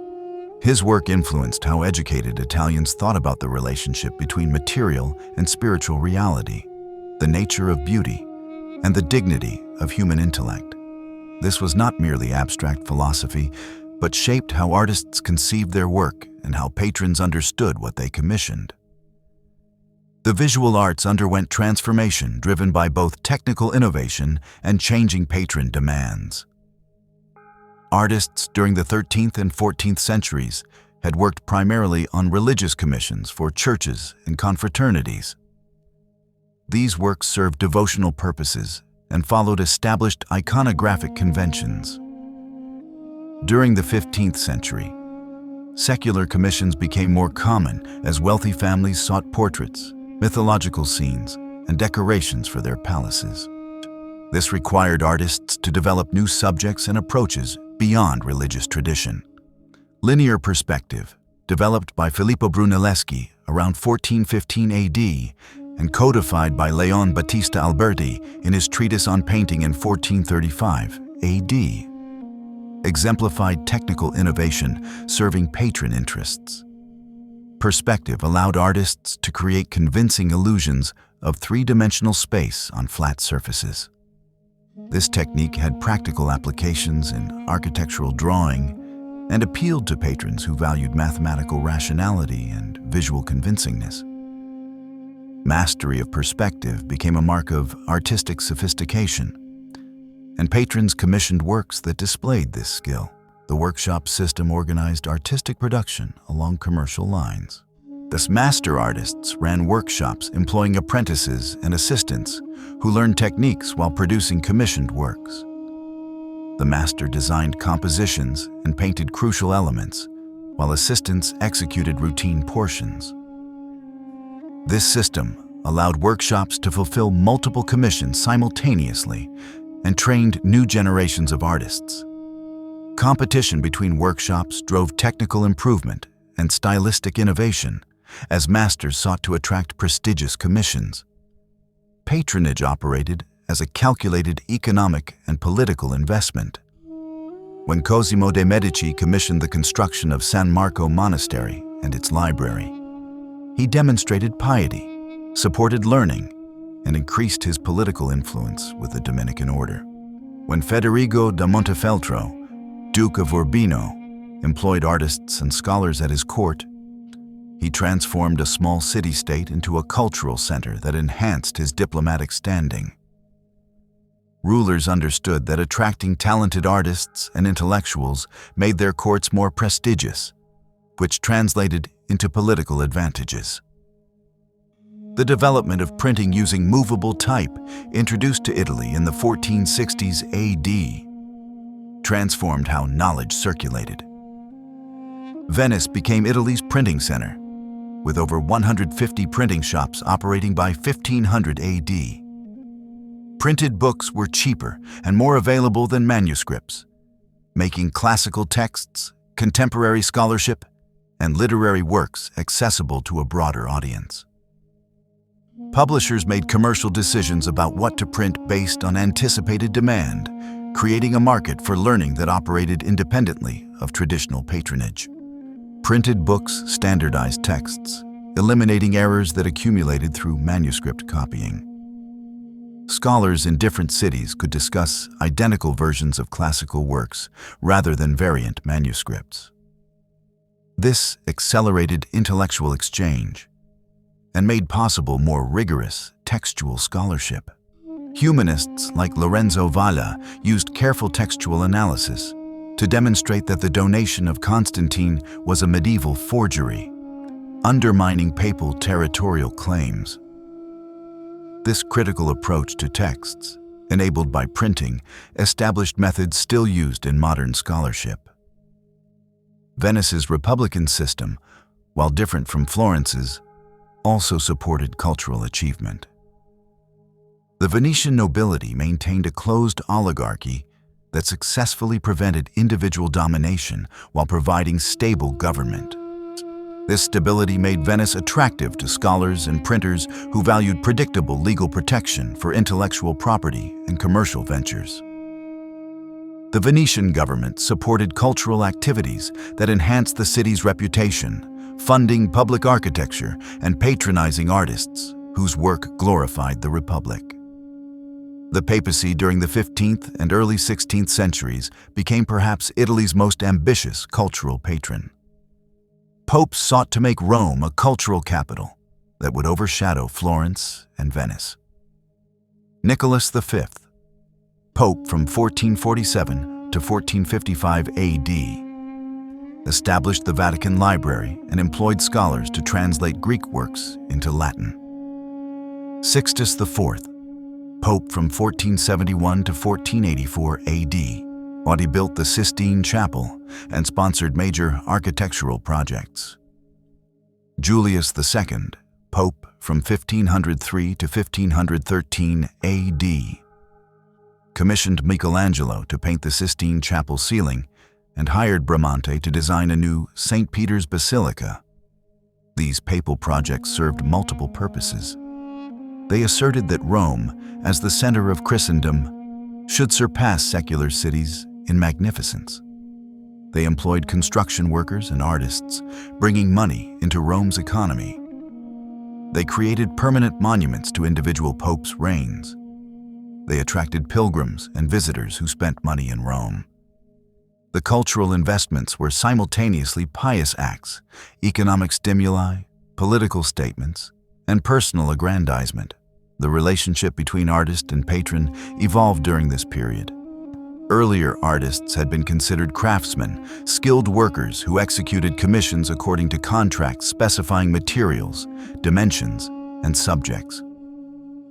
By the early 16th century, exceptional artists gained recognition as creative geniuses whose personal vision mattered more than patron specifications.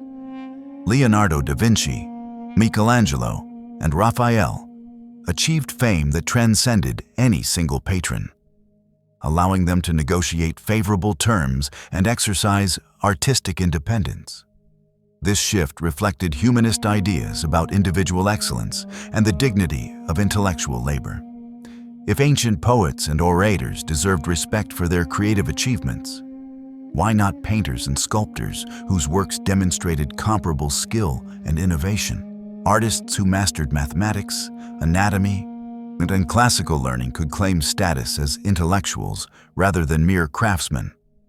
This redefinition of artistic identity had practical consequences: higher payment, better working conditions, and greater creative freedom. The Platonic Academy in Florence, organized by Ficino under Medici patronage, illustrated how institutions fostered intellectual exchange. This was not a formal academy with buildings and permanent faculty, but rather an informal gathering of scholars who met to discuss philosophy, translate texts, and share ideas. Such networks, facilitated by patronage but operating through personal relationships and correspondence, spread humanist learning throughout Italy. Scholars moved between cities, carrying ideas and manuscripts with them, creating an intellectual community that transcended political boundaries. The French invasion of Italy in 1494 AD shattered the balance of power that had maintained relative stability since the Peace of Lodi. Charles VIII of France claimed the Kingdom of Naples through Angevin inheritance and decided to enforce that claim militarily. His decision was encouraged by Ludovico Sforza, regent of Milan, who invited French intervention to strengthen his position against rival claimants to the Milanese duchy. Ludovico miscalculated catastrophically. The French invasion demonstrated that Italian states could not defend themselves against the centralized monarchies emerging north of the Alps, initiating 65 years of warfare that devastated the peninsula and ended its independence. Charles entered Italy in September 1494 AD with an army of approximately 25,000 men, including substantial artillery. Italian states had relied primarily on mercenary cavalry, but the French brought large numbers of infantry armed with pikes and arquebuses, supported by mobile bronze cannon that could breach fortifications previously considered impregnable. The contrast in military effectiveness was stark. Piero de' Medici, ruling Florence, capitulated without fighting and surrendered several fortresses to French control. His subjects expelled him for this cowardice, restoring republican government under the influence of the Dominican friar Girolamo Savonarola. The French army proceeded south, encountering minimal resistance. Alfonso II of Naples fled before French forces arrived. Charles entered Naples in February 1495 AD and was crowned king. The ease of conquest shocked Italian observers and demonstrated that political fragmentation, which had enabled cultural achievement, created military vulnerability. No Italian state possessed the resources to resist a major foreign power alone, and coordination between Italian states remained impossible due to mutual rivalries and suspicions. The French success provoked a response. Pope Alexander VI, Emperor Maximilian I, Ferdinand of Aragon, Venice, and Milan formed the League of Venice to expel French forces.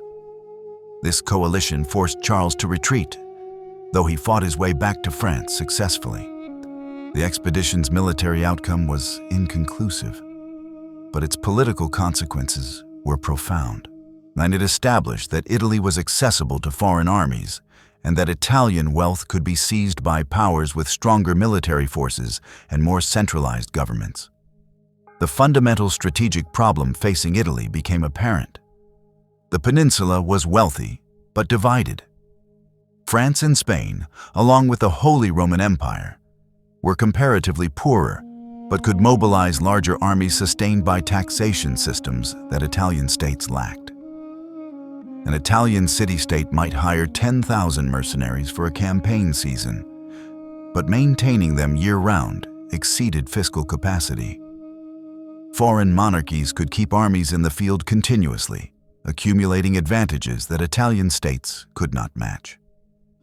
Louis XII of France invaded Italy again in 1499 AD, and this time claiming Milan through his grandmother's connection to the Visconti family. He occupied Milan and arrested Ludovico Sforza, who died in French captivity. Louis also agreed to partition the Kingdom of Naples with Ferdinand of Aragon. But this arrangement collapsed when the two powers went to war over control of southern Italy. Spain won decisively by 1504 AD, establishing Spanish dominance over Naples and Sicily that would last 2 centuries. Pope Julius II attempted to restore Italian independence through the League of Cambrai in 1508 AD, initially directed against Venice.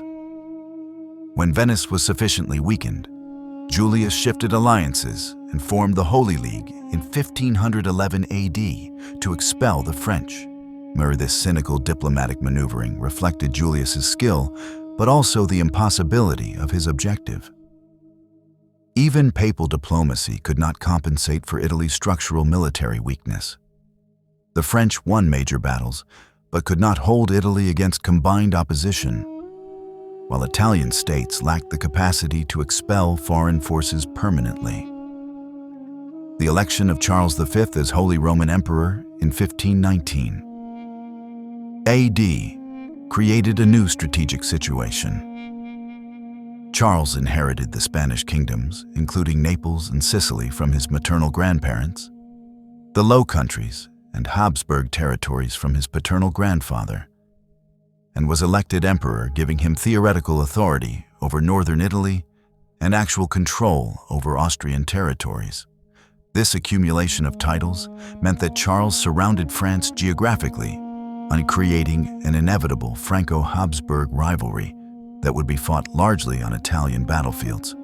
Francis I of France and Charles V fought 4 wars between 1521 and 1544 AD. Italy was the primary theater because control of Milan and northern Italy provided strategic advantages to whichever power held it. These wars introduced levels of destruction unprecedented in recent Italian experience. Armies of 30,000 to 40,000 soldiers lived off the land, devastating agriculture and urban economies. The cost of hiring mercenaries escalated as demand exceeded supply, forcing Italian states into unsustainable debts. The sack of Rome in 1527 AD represented the nadir of Italian political collapse. Imperial forces under Charles V, unpaid for months and mutinous, then marched on Rome and sacked the city for weeks. Perhaps 20,000 Romans died from violence, disease, or starvation. Churches and palaces were looted, artworks destroyed, libraries burned. Pope Clement VII took refuge in Castel Sant'Angelo, while imperial soldiers tortured clergy to discover hidden wealth. The symbolic significance was immense. Rome, the center of Christendom, devastated by armies nominally serving the Holy Roman Emperor. The sack demonstrated several realities. Foreign armies in Italy operated beyond their commanders' control, driven by need for plunder to compensate for unpaid wages.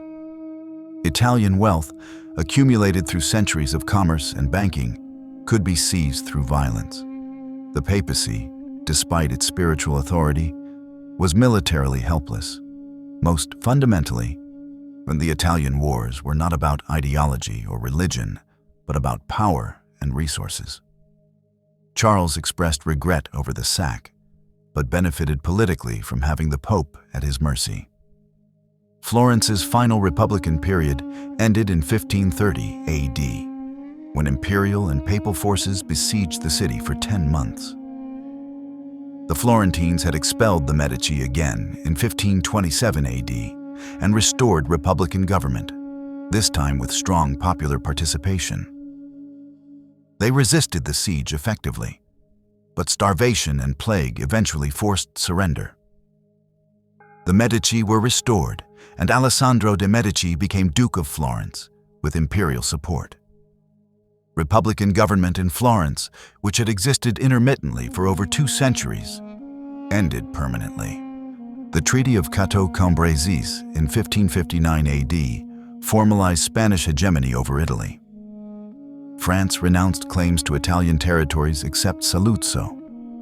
Spain controlled Milan directly as a duchy, Naples and Sicily as kingdoms, and exercised dominant influence over smaller states through military presence and dynastic connections. The Medici dukes in Florence, the Gonzaga in Mantua, and the Este in Ferrara all aligned with Spain because opposition was futile. Only Venice and the Papal States maintained formal independence, and even they accommodated Spanish power. Spanish governance in Italy operated through viceroys in Naples and Milan, who represented the king and administered these territories as components of the Spanish monarchy. The Spanish system imposed heavier taxation than previous rulers to fund Spain's European wars. But revenues from Italian territories helped sustain Spanish military efforts in the Netherlands, France, and against the Ottoman Empire. This represented a reversal of Italy's historical position. Rather than extracting resources from an empire, Italy now transferred wealth to a foreign imperial power. The economic consequences were severe. Spanish taxation fell heavily on commerce and agriculture, reducing investment and productivity. The shift of trade routes from the Mediterranean to the Atlantic following the discovery of the Americas diminished Italian commercial importance. Spanish mercantilist policies restricted Italian manufacturing to protect Spanish industries. Population growth that had characterized the 15th and early 16th centuries stagnated and in some regions reversed due to plague, warfare, and economic decline. Spanish rule also brought administrative inefficiency and corruption. Vice-regal positions were sold to raise revenue for the Spanish crown, and purchasers recouped their investments by extracting money from their territories. The Spanish bureaucracy operated slowly and prioritized Spanish interests over local needs.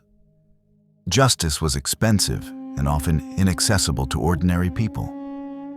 The church, closely allied with Spanish authority, became wealthier and more powerful as Spanish kings granted it privileges and exemptions that reduced ecclesiastical accountability. The Spanish system did provide order. After the chaos of the Italian wars, Spanish military powers suppressed banditry and prevented interstate warfare.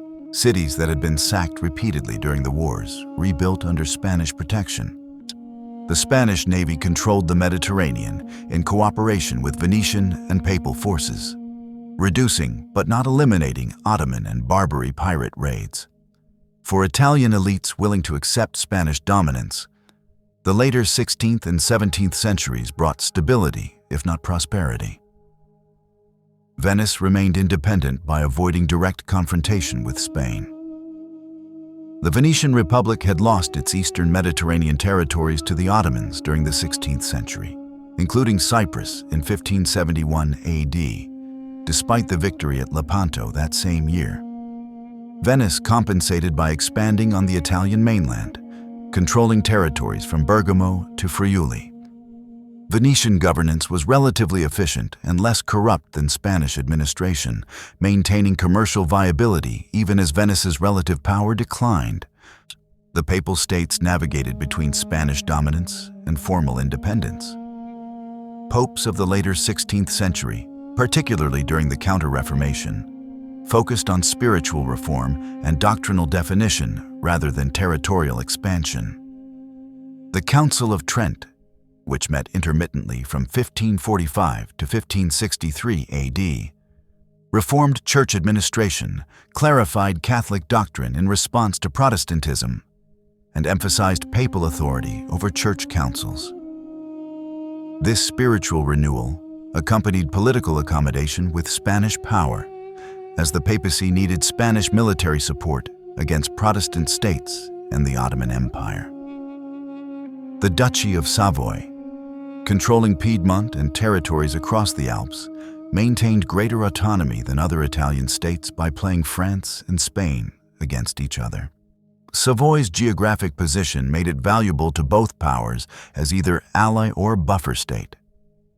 The Dukes of Savoy exploited this strategic importance to preserve independence and gradually expand their territory. This would prove significant in later centuries when Savoy-Piedmont became the nucleus for Italian unification.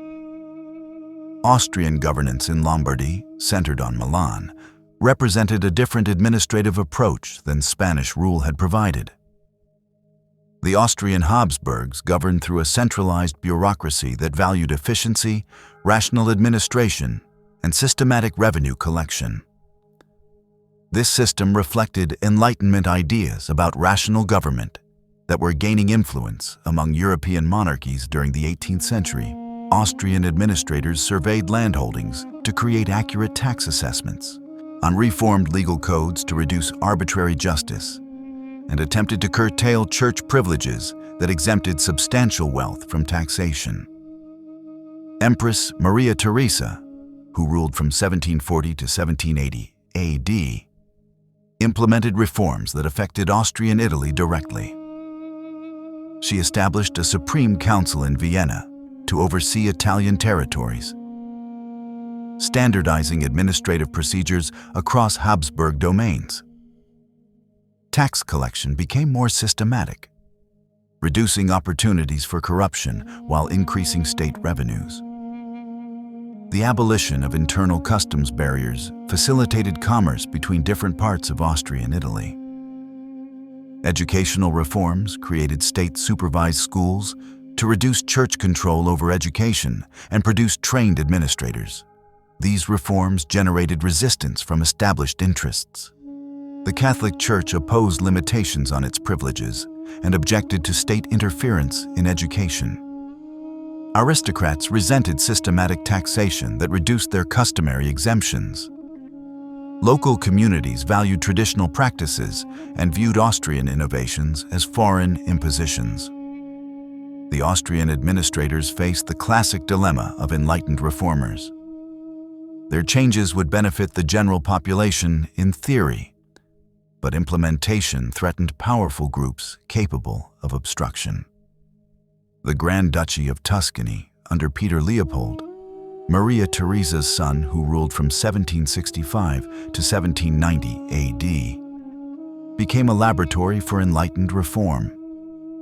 Peter Leopold abolished torture in judicial proceedings, reformed the criminal code to emphasize rehabilitation over punishment, reduced the death penalty's application, and attempted to create a written constitution limiting arbitrary power. He reformed the tax system to distribute burdens more equitably, abolished guilds that restricted economic activity, and encouraged agricultural improvement through drainage projects and new crops. Peter Leopold's reforms extended to the church. He reduced the number of religious holidays that disrupted economic activity, suppressed contemplative monastic orders that he viewed as unproductive, and confiscated church property to fund public education and poor relief. He convened a church synod in Pistoia in 1786 AD that attempted to reform Catholic practice along lines that reduced papal authority and emphasized local church autonomy. These measures provoked opposition from the papacy and from Tuscan clergy who valued traditional practices. The practical results of Tuscan reforms were mixed. Legal and administrative changes improved government efficiency and reduced corruption. Economic reforms encouraged agricultural modernization in some areas. However, resistance from clergy, nobles, and peasants who disliked interference with customary practices limited effectiveness. when Peter Leopold became Holy Roman Emperor in 1790 AD and left Tuscany, many of his more radical reforms were abandoned or reversed. The episode demonstrated both the possibilities and limits of enlightened reform imposed from above. The Kingdom of Naples and Sicily passed to a Spanish Bourbon dynasty in 1734 AD, when Don Carlos, son of Philip V of Spain, conquered these territories during the War of Polish Succession. This created an independent Bourbon kingdom in southern Italy for the first time since the Angevin period. Charles, who became Charles VII of Naples and Charles III of Spain, governed Naples until 1759 AD, when he inherited the Spanish throne and transferred Naples to his son Ferdinand. Bourbon Naples pursued reforms inspired by Enlightenment principles, but constrained by entrenched feudalism. The kingdom's economy remained dominated by large baronial estates worked by peasants under various forms of dependency. Unlike northern Italy, where urban centers drove economic activity, southern Italy remained overwhelmingly agricultural, with weak cities that could not challenge aristocratic power. Any reform threatening noble privileges faced resistance from a class that controlled both land and local administration. The Neapolitan minister Bernardo Tanucci, who directed government policy from 1759 to 1776 AD, attempted to reduce church and noble privileges, systematize taxation, and stimulate economic development. He curtailed ecclesiastical courts' jurisdiction, limited the church's acquisition of additional property, and expelled the Jesuits in 1767 AD. He reformed the university to emphasize practical subjects over traditional scholasticism. He attempted to reduce baronial jurisdiction over peasants and centralize justice under royal courts. These reforms achieved limited success. Tanucci could not overcome aristocratic resistance to changes that threatened their economic position. The kingdom's fiscal system remained inefficient because powerful interests evaded taxation. Agricultural productivity remained low because peasants lacked incentives to improve land they did not own. Population growth during the 18th century increased pressure on limited resources, contributing to recurring subsistence crises. The gap between reformist intentions and implementation capacity illustrated the difficulty of modernizing a society where traditional power structures remained entrenched. The Papal States under 18th century popes presented a stark contrast to reform efforts elsewhere. Papal government remained essentially medieval in structure, with administration divided among various cardinal-led congregations that operated without coordination. The Church owned approximately half the land in the Papal States, with revenue from these estates supporting clerical establishments rather than productive investment. Papal economic policy protected guild monopolies and restricted innovation that might threaten established interests. Pope Benedict XIV, who ruled from 1740 to 1758 AD, was intellectually aligned with Enlightenment values and corresponded with philosophers like Voltaire. However, his reform efforts focused on making existing institutions function better rather than fundamental restructuring. He improved judicial procedures, reduced some ecclesiastical abuses, and encouraged scholarship. But he could not or would not challenge the basic structure of papal governance that subordinated economic development to ecclesiastical interests. The suppression of the Jesuit order in 1773 AD by Pope Clement XIV demonstrated external pressure on papal decision-making. Catholic monarchies, including Spain, Portugal, and France, had expelled Jesuits from their territories and demanded papal suppression of the order. Clement reluctantly complied, eliminating one of the Catholic Church's most effective institutions. This decision reflected the papacy's weakened position relative to Catholic monarchies and its inability to defend controversial institutions against secular pressure. Venice continued its long decline during the 18th century. The Republic had lost most of its eastern Mediterranean territories to the Ottomans and could no longer compete commercially with Atlantic powers. Venetian manufacturing became uncompetitive as production costs exceeded those of other regions. The city's population declined from approximately 160,000 in 1600 AD to about 137,000 by 1790 AD. Tourism and carnival celebrations replaced commerce as economic mainstays, transforming Venice into a city living on past glories. The Venetian government became increasingly sclerotic. The closed aristocracy that had governed effectively in earlier centuries now resisted any change that might dilute their monopoly on power. Corruption increased as offices were sold to raise revenue. The Republic maintained expensive neutrality in European wars, avoiding military commitments but also forfeiting opportunities to influence diplomatic outcomes. And Venice survived as an independent state primarily because no major power considered it worth conquering. The Kingdom of Sardinia, consisting of Piedmont, Savoy, and the island of Sardinia, emerged as Italy's most militarily capable state. Unlike other Italian territories governed as subordinate provinces of larger empires, Sardinia was an independent kingdom whose rulers concentrated on building military strength and efficient administration. The House of Savoy had survived centuries of competition between France and Austria by maintaining a capable army and alternating alliances based on strategic advantage. Victor Amadeus II, who ruled from 1675 to 1730 AD, centralized administration, reformed taxation, created a professional bureaucracy, and built a standing army. His successors continued this process, making Piedmont Sardinia the only Italian state with military forces capable of independent action. The kingdom's location controlling alpine passes gave it strategic importance that its relatively small size and population might not otherwise justify. This military capacity would prove crucial when opportunities for Italian unification arose in the 19th century. Intellectual life during the 18th century reflected Enlightenment influences adapted to Italian conditions. Italian thinkers engaged with French and English philosophy, economics, and political thought, while maintaining distinctive approaches rooted in Italian traditions. Cesare Beccaria's treatise on crimes and punishments, published in 1764 AD, argued against torture and capital punishment using rational analysis of criminal justice's purposes. This work influenced legal reform throughout Europe and demonstrated that Italian intellectuals contributed to Enlightenment thought rather than merely receiving it.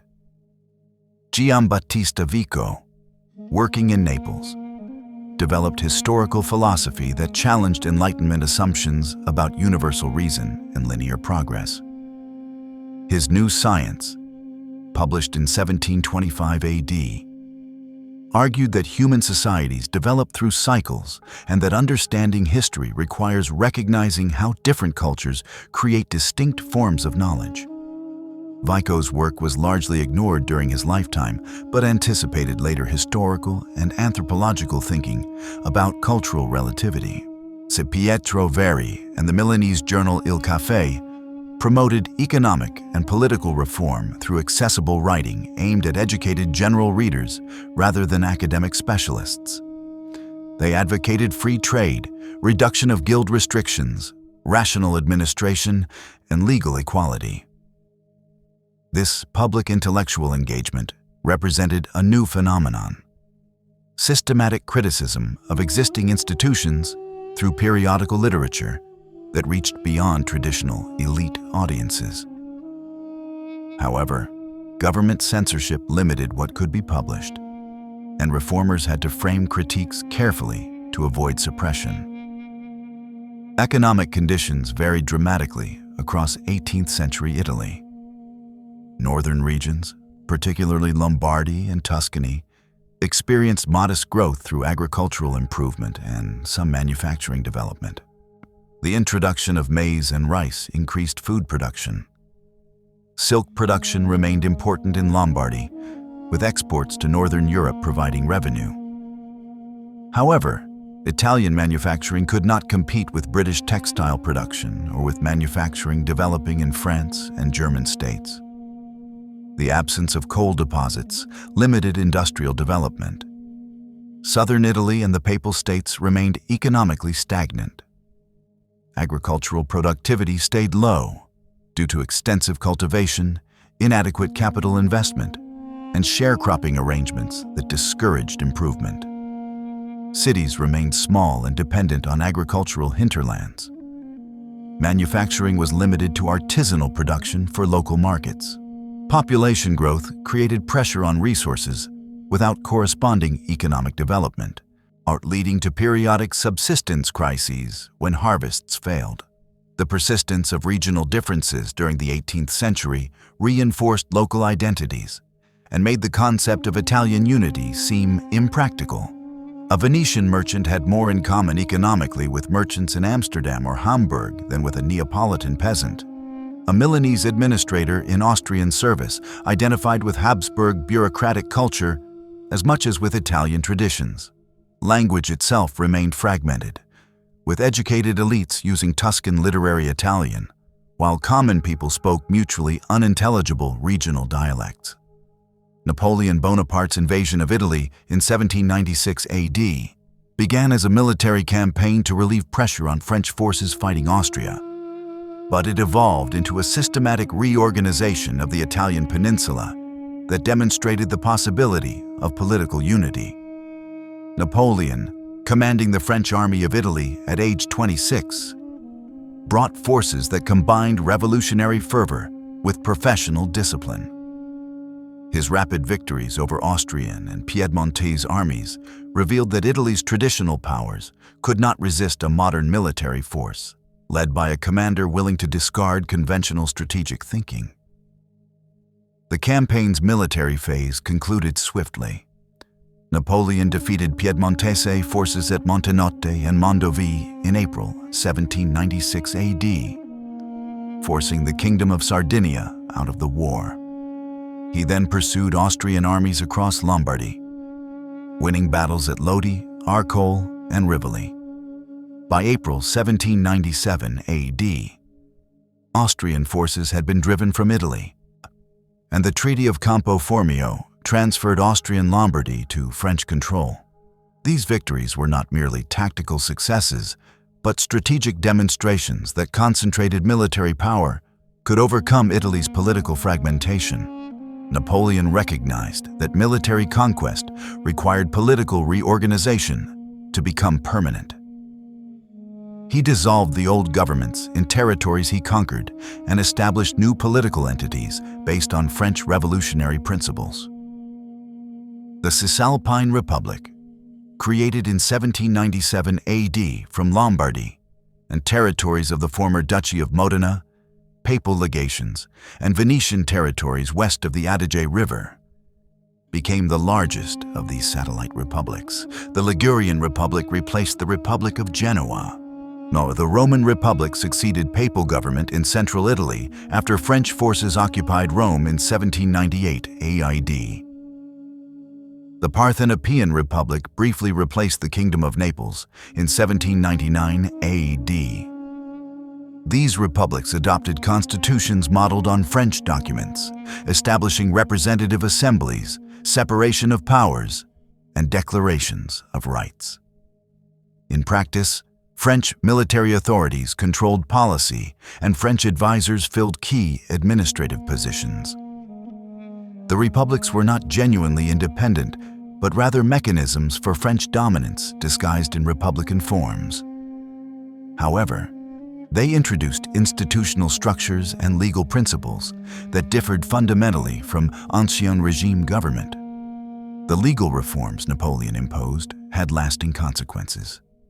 The Code Napoleon, promulgated in France in 1804 AD and extended to Italian territories, replaced the patchwork of customary laws, feudal privileges, and ecclesiastical courts with uniform written law applicable to all citizens. The code established legal equality, meaning nobles and commoners faced the same laws. It protected property rights, simplified commercial transactions, and clarified inheritance rules.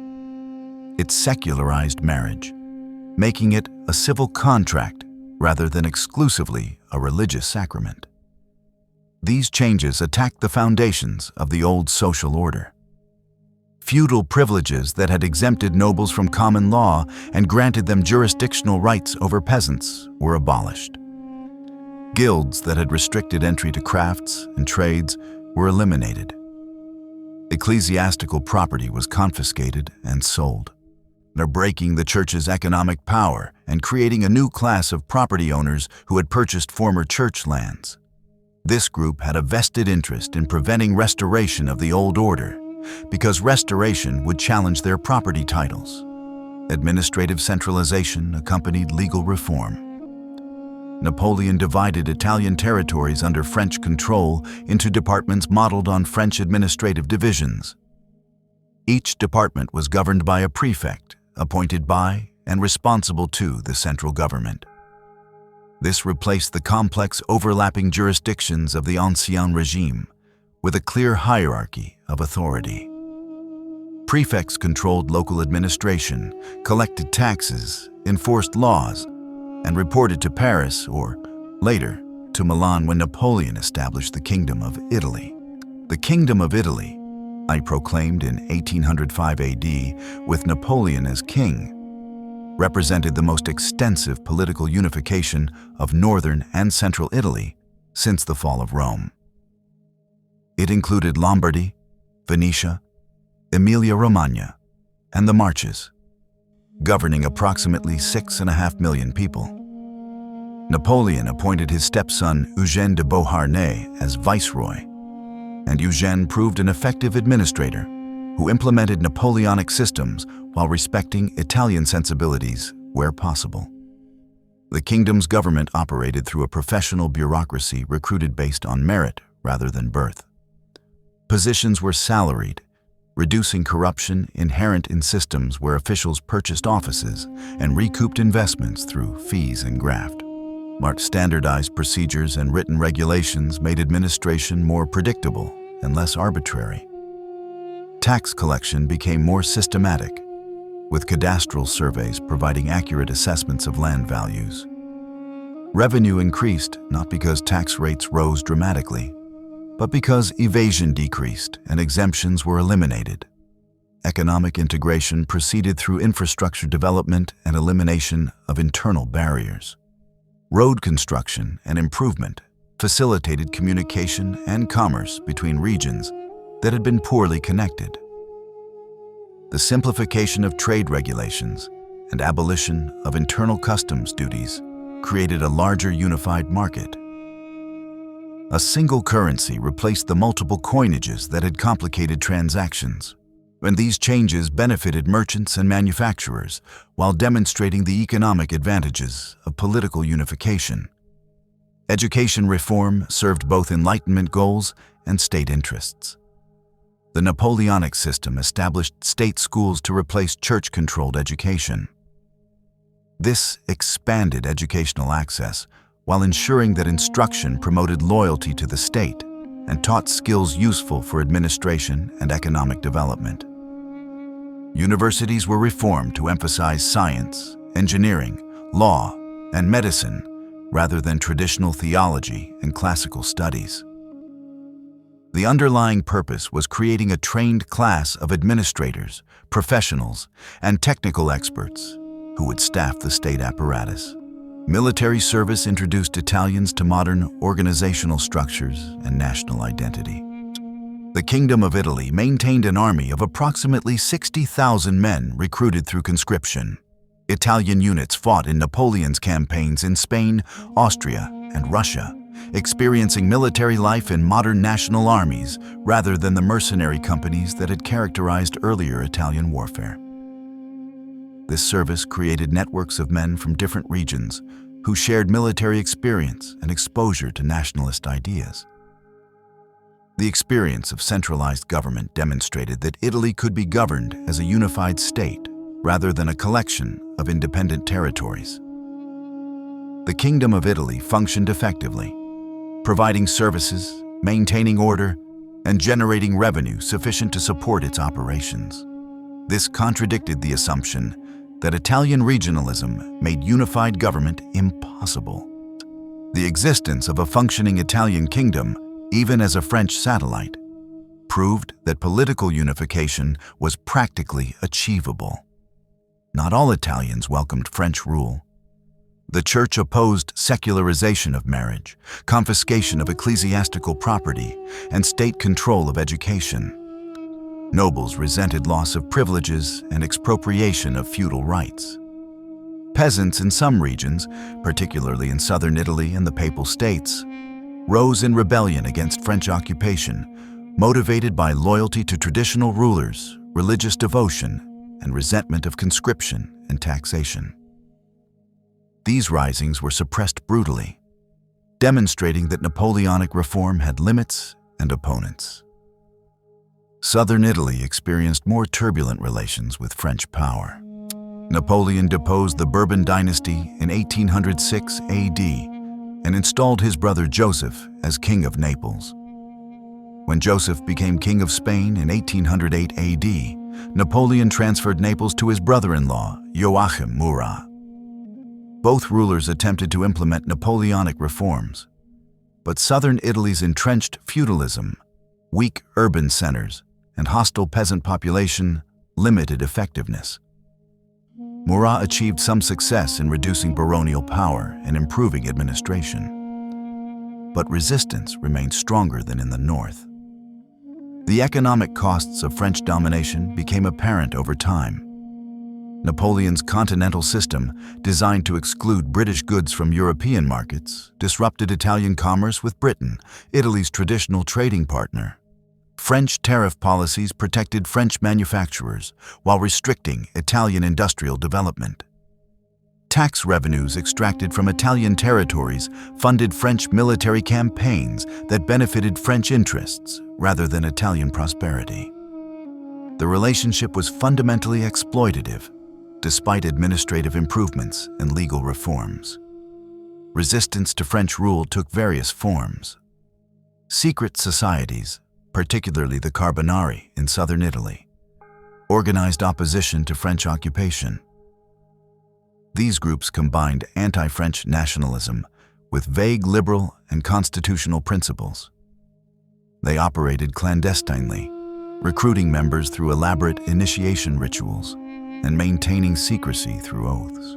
Their actual effectiveness was limited, but they created networks and traditions of conspiratorial organization that would persist after Napoleon's fall.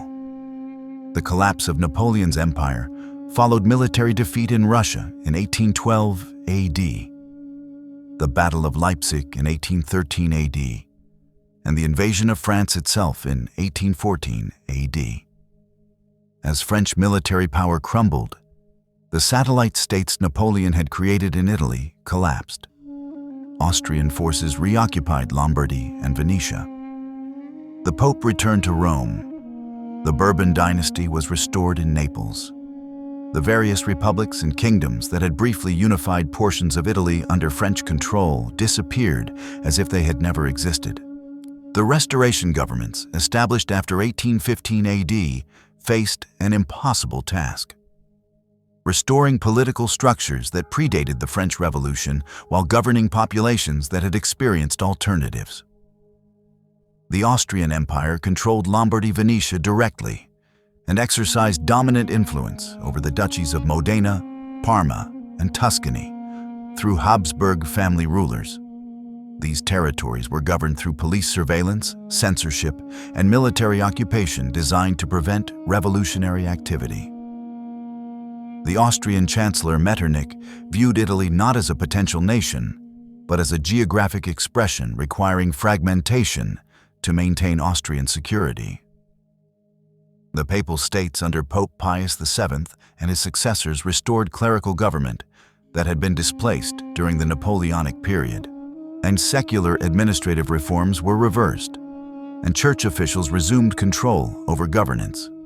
The papal government rejected representative institutions, suppressed political discussion, and relied on Austrian military support to maintain order.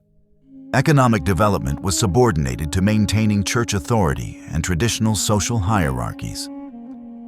This created particular resentment among educated middle classes who had experienced more rational administration during French rule. The Kingdom of the Two Sicilies under Ferdinand I combined the Neapolitan mainland and Sicily under Bourbon rule.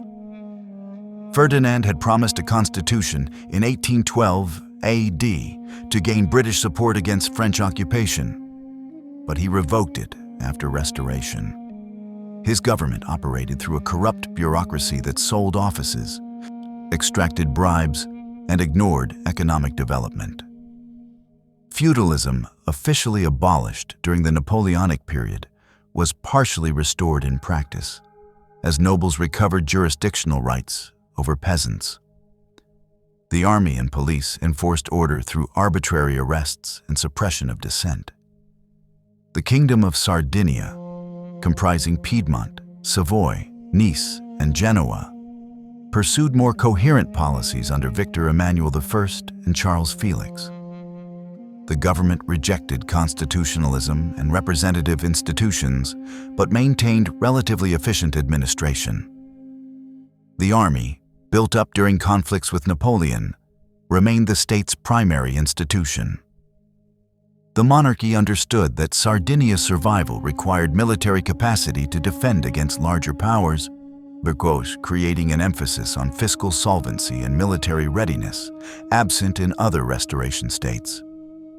The Carbonari emerged as the primary vehicle for opposition to Restoration governments. This secret society, originating in southern Italy during the Napoleonic period, spread throughout the peninsula in the 1820s. The Carbonari organized in cellular structure with elaborate rituals and oaths of secrecy designed to protect members from police infiltration. Their ideology combined vague liberalism, support for constitutions and representative government, with nationalism and anti-Austrian sentiment. Their actual political program remained unclear beyond opposition to existing governments. The Carbonari attempted revolts in Naples in 1820 AD and Piedmont in 1821 AD. Both uprisings initially succeeded in forcing rulers to grant constitutions, but Austrian military intervention crushed the rebellions within months. The failure revealed that revolutionary conspiracies could temporarily seize power in individual states, but could not defend against Austrian military force. Metternich's system worked. Any uprising in one Italian state triggered Austrian intervention, preventing revolutionary success from spreading and creating a demonstration effect for potential rebels elsewhere. These failures prompted rethinking among Italian nationalists. The Carbonari model, secret societies staging local uprisings, could not overcome Austrian military superiority. Success required either international support from major powers willing to challenge Austria, or a different strategic approach that could mobilize broader popular support and coordinate action across multiple states simultaneously. Giuseppe Mazzini, a Genoese revolutionary who joined the Carbonari in his youth, concluded that the organization's structure and ideology were fundamentally inadequate. Mazzini founded Young Italy in 1831 AD with a different conception of how to achieve Italian unification. He argued that Italy must be unified as a democratic republic, not merely granted constitutions by existing monarchies. Unification required popular mobilization based on national consciousness, not elite conspiracies. Italians must see themselves as members of a nation with shared destiny and willingness to sacrifice for national independence. This nationalism had moral and almost religious dimensions. Mazzini presented Italian unification as fulfilling a divine mission to create a people's Europe of free nations. Young Italy's organizational model differed from the Carbonari. Rather than secret cells, It emphasized public propaganda to spread national consciousness. Rather than vague liberalism, it proclaimed specific commitment to republican democracy. Rather than accepting regional fragmentation, it insisted on complete unification, including all Italian-speaking territories. Mazzini's writings, smuggled across borders and circulated clandestinely, he influenced a generation of Italian nationalists, even though his attempted insurrections in the 1830s failed as completely as Carbonari revolts had. The election of Pope Pius IX in 1846 AD created unexpected opportunities. Pius initially pursued modest reforms in the Papal States, granting amnesty to political prisoners, relaxing censorship, and allowing consultative assemblies. These limited measures, revolutionary by papal standards, encouraged hopes that the papacy might lead Italian reform. Metternich had warned that a liberal pope would be a disaster for Austrian interests, and events proved him correct, though not in ways Pius intended. Like the revolutionary wave of 1848 AD that swept Europe reached Italy in January, when Sicilians revolted against Neapolitan rule and forced Ferdinand II to grant a constitution. By March, constitutions had been granted in Tuscany, Piedmont, and the Papal States. These were not revolutionary seizures of power, but rather concessions by frightened rulers responding to popular demonstrations and riots. The speed of change suggested that restoration governments lacked legitimacy and could not count on popular support against reform demands. Milan rose against Austrian rule in March 1848 AD during the famous 5 Days Uprising. Barricades appeared throughout the city, and Austrian forces under Field Marshal Radetzky withdrew after street fighting. The Venetians expelled Austrian authorities and proclaimed the Republic restored under Daniele Manin. Charles Albert of Piedmont, Sardinia, seeing opportunity to expand his kingdom while supporting national sentiment, declared war on Austria and invaded Lombardy. It appeared that Italian unification might be achieved through a combination of popular revolution and monarchical ambition. The initial success disguised fundamental weaknesses. The various Italian states pursuing independence had no coordinated strategy. Piedmont's military forces were inadequate to defeat Austria in sustained warfare. The newly granted constitutions created governments without experience in parliamentary politics. Revolutionary fervor could not compensate for Austrian military advantages in training, organization, and resources. Most critically, the Italian states could not agree on what form a unified Italy should take: monarchical under Piedmont, federal, or republican. Austrian forces regrouped and counterattacked. Radetzky defeated Piedmontese armies at Custoza in July 1848 AD, forcing Charles Albert to request an armistice. When Charles Albert renewed war in March 1849 AD, Austrian forces crushed Piedmontese armies at Novara, forcing Charles Albert to abdicate in favor of his son Victor Emmanuel II. Austrian forces then systematically reconquered territories lost during the Revolution. Venice held out until August 1849 AD, when starvation and cholera forced surrender. The Roman Republic, proclaimed after Pius IX fled Rome, resisted until July 1849 AD, when French forces sent to restore the Pope overcame Giuseppe Garibaldi's defense. The failure of 1848 demonstrated that revolutionary enthusiasm and constitutional governments could not overcome military and diplomatic reality. Austria remained the dominant military power in Italy and was willing to use force to maintain its position. France, though governed by a republic initially sympathetic to Italian aspirations, ultimately supported papal restoration for domestic political reasons. Britain sympathized with Italian liberalism, but would not commit military forces. Piedmont alone could not defeat Austria.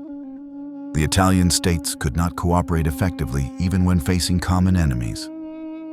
Yet 1848 produced important consequences. Piedmont, Sardinia alone retained its constitution. The Statuto granted by Charles Albert in March 1848 AD.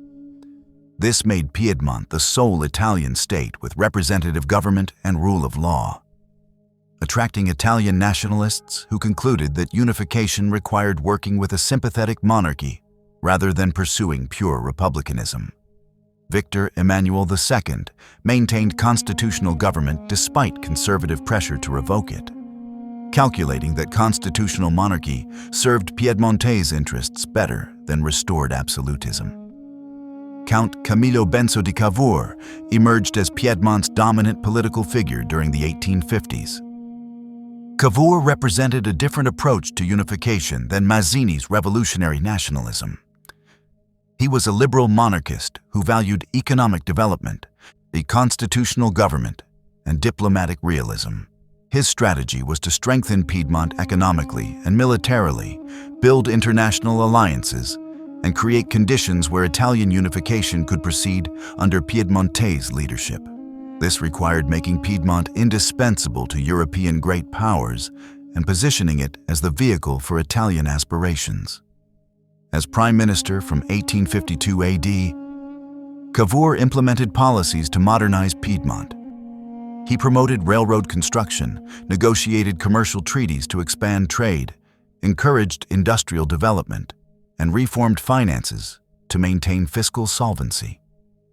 He secularized some church property to fund development and reduced clerical influence over education. And these measures made Piedmont more economically advanced than other Italian states and demonstrated that constitutional government was compatible with effective administration and economic growth. Cavour's diplomatic strategy centered on alliance with France.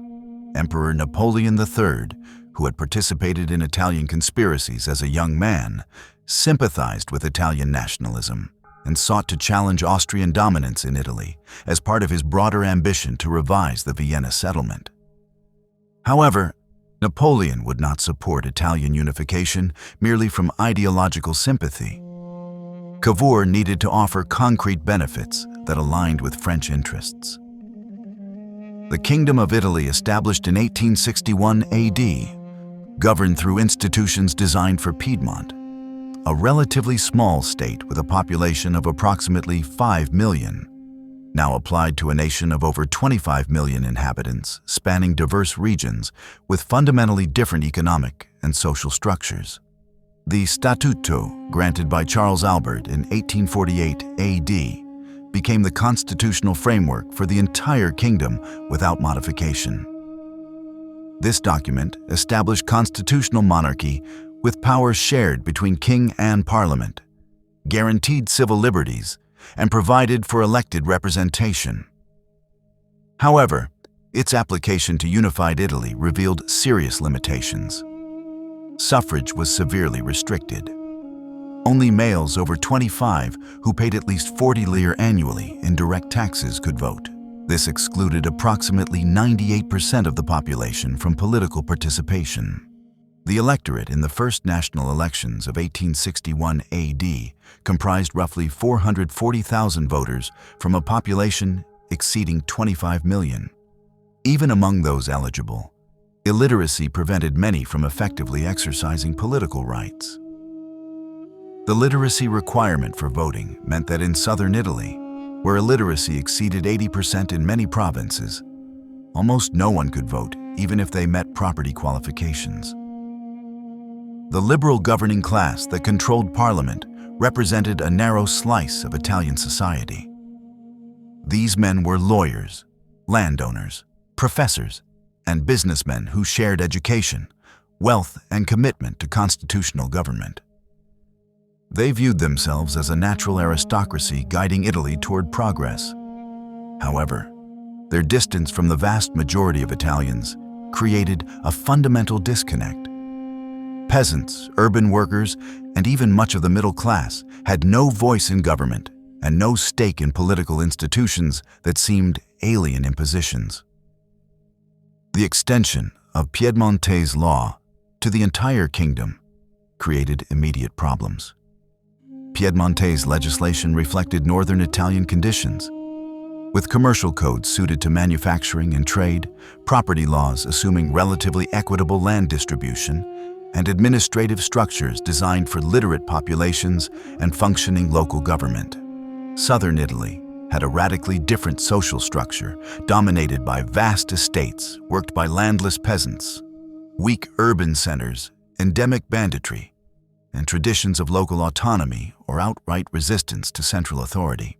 When the southern question emerged as Italy's most persistent internal challenge. The economic gap between north and south was enormous and growing. Northern Italy, particularly the triangle of Genoa, Milan, and Turin, industrialized during the late 19th century. Textile manufacturing, steel production, and mechanical engineering created an industrial economy, employing wage workers and generating wealth. Southern Italy remained overwhelmingly agricultural, with production techniques unchanged for centuries and productivity far below northern levels. This disparity was not simply inherited from pre-unification conditions, but was exacerbated by government policy. Unification created a national market that eliminated protective tariffs that had shielded southern industries from northern competition. The few manufacturing establishments that existed in Naples and Sicily could not compete with northern products and closed, eliminating industrial employment in the south. The government's free trade policies benefited northern manufacturers who could export but harmed southern agriculture that faced international competition.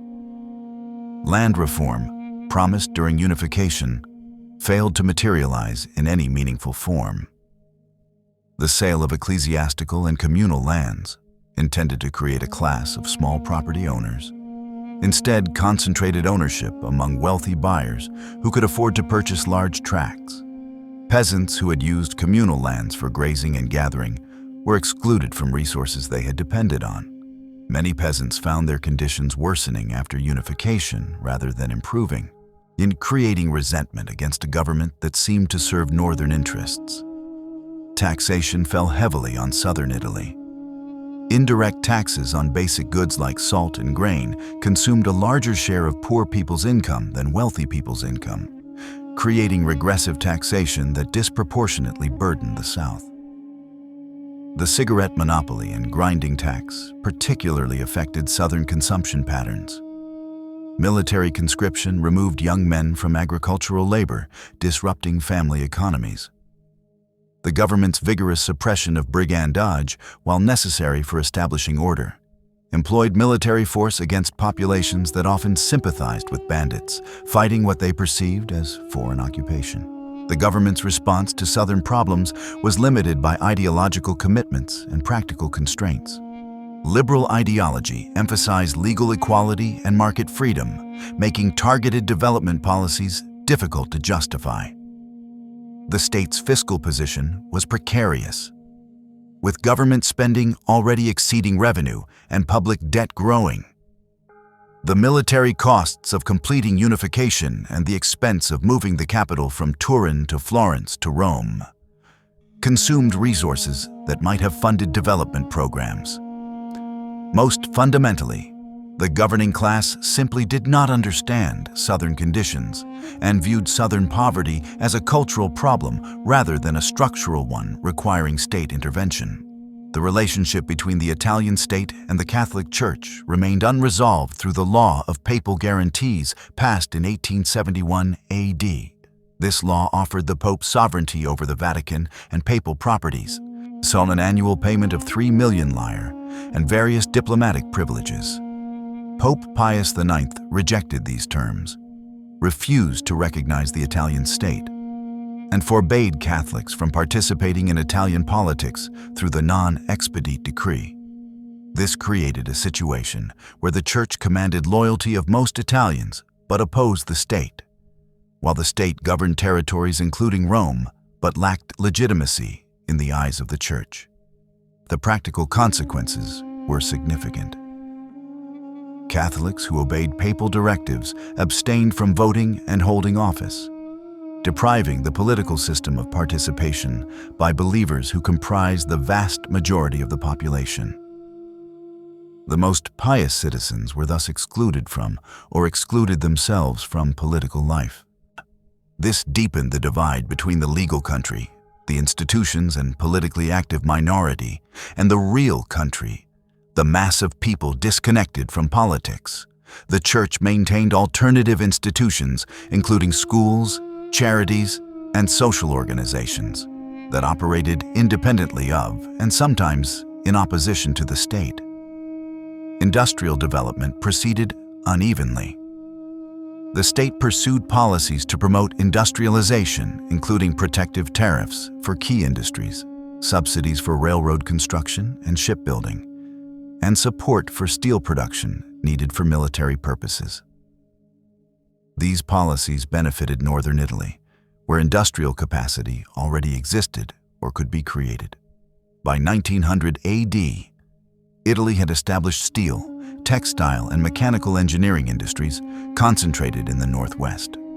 Hydroelectric power generation, particularly important in a country lacking coal, expanded rapidly after 1900 AD, providing energy for industry. This industrial growth created an industrial working class concentrated in northern cities.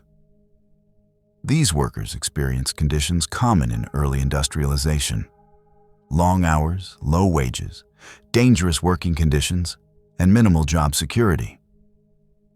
Unlike peasants scattered across the countryside, industrial workers concentrated in factories and urban neighborhoods developed organizational capacity. Socialist parties and labor unions grew rapidly in the 1890s and early 1900s, mobilizing workers for strikes and political action. This created a new political force that the liberal governing class struggled to accommodate within existing institutions. The colonial ambitions reflected both nationalist ideology and economic calculation. Italy sought colonies to demonstrate great power status and to provide markets, raw materials, and settlement opportunities for emigrants. The results were disappointing. Italy established colonies in Eritrea and Somalia in the 1880s and 1890s. But these territories generated minimal economic benefit and required expensive military garrisons. The attempt to conquer Ethiopia ended in catastrophic defeat at Adwa in 1896 AD, where Ethiopian forces destroyed an Italian army, killing approximately 6,000 Italian soldiers and forcing Italy to recognize Ethiopian independence.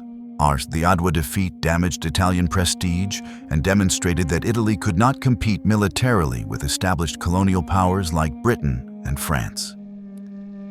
However, it did not end colonial ambitions. Italy conquered Libya from the Ottoman Empire in 1911 to 1912. AD through a campaign that involved the first use of aircraft in combat. Libya's acquisition provided colonial territory, but the population was hostile. The territory required military occupation, and economic benefits remained elusive. Italian colonialism cost more than it returned and diverted resources from domestic development. But it served nationalist ideology that equated great power status with colonial empire. Emigration became a defining feature of liberal Italy. Between 1870 and 1914 AD, approximately 14 million Italians emigrated, primarily to the Americas. This represented one of history's largest peacetime migrations. The causes were straightforward: poverty in southern Italy and rural areas, lack of employment opportunities, and higher wages available in the United States, Brazil, and Argentina. Entire villages in southern Italy and Venetia depended on remittances sent home by emigrants working abroad. Emigration had contradictory effects. It reduced population pressure in overpopulated agricultural regions and provided income through remittances that exceeded the value of some Italian exports. However, it also represented a massive loss of human capital. Young men in their productive years leaving Italy permanently The government did little to address the conditions causing emigration, effectively treating it as a solution to poverty rather than evidence of policy failure. The emigrants' experience abroad, where many faced discrimination and exploitation, created a diaspora that maintained cultural connections to Italy while building lives in new countries. Political instability characterized the liberal period. Parliamentary government functioned through coalitions and personal networks rather than organized parties. Prime ministers maintained majorities through trasformismo, absorbing opposition leaders into the government and distributing patronage to maintain support. This system produced unstable governments that rarely lasted more than a year or two. Between 1861 and 1914 AD, Italy had 29 different governments, averaging less than 2 years each.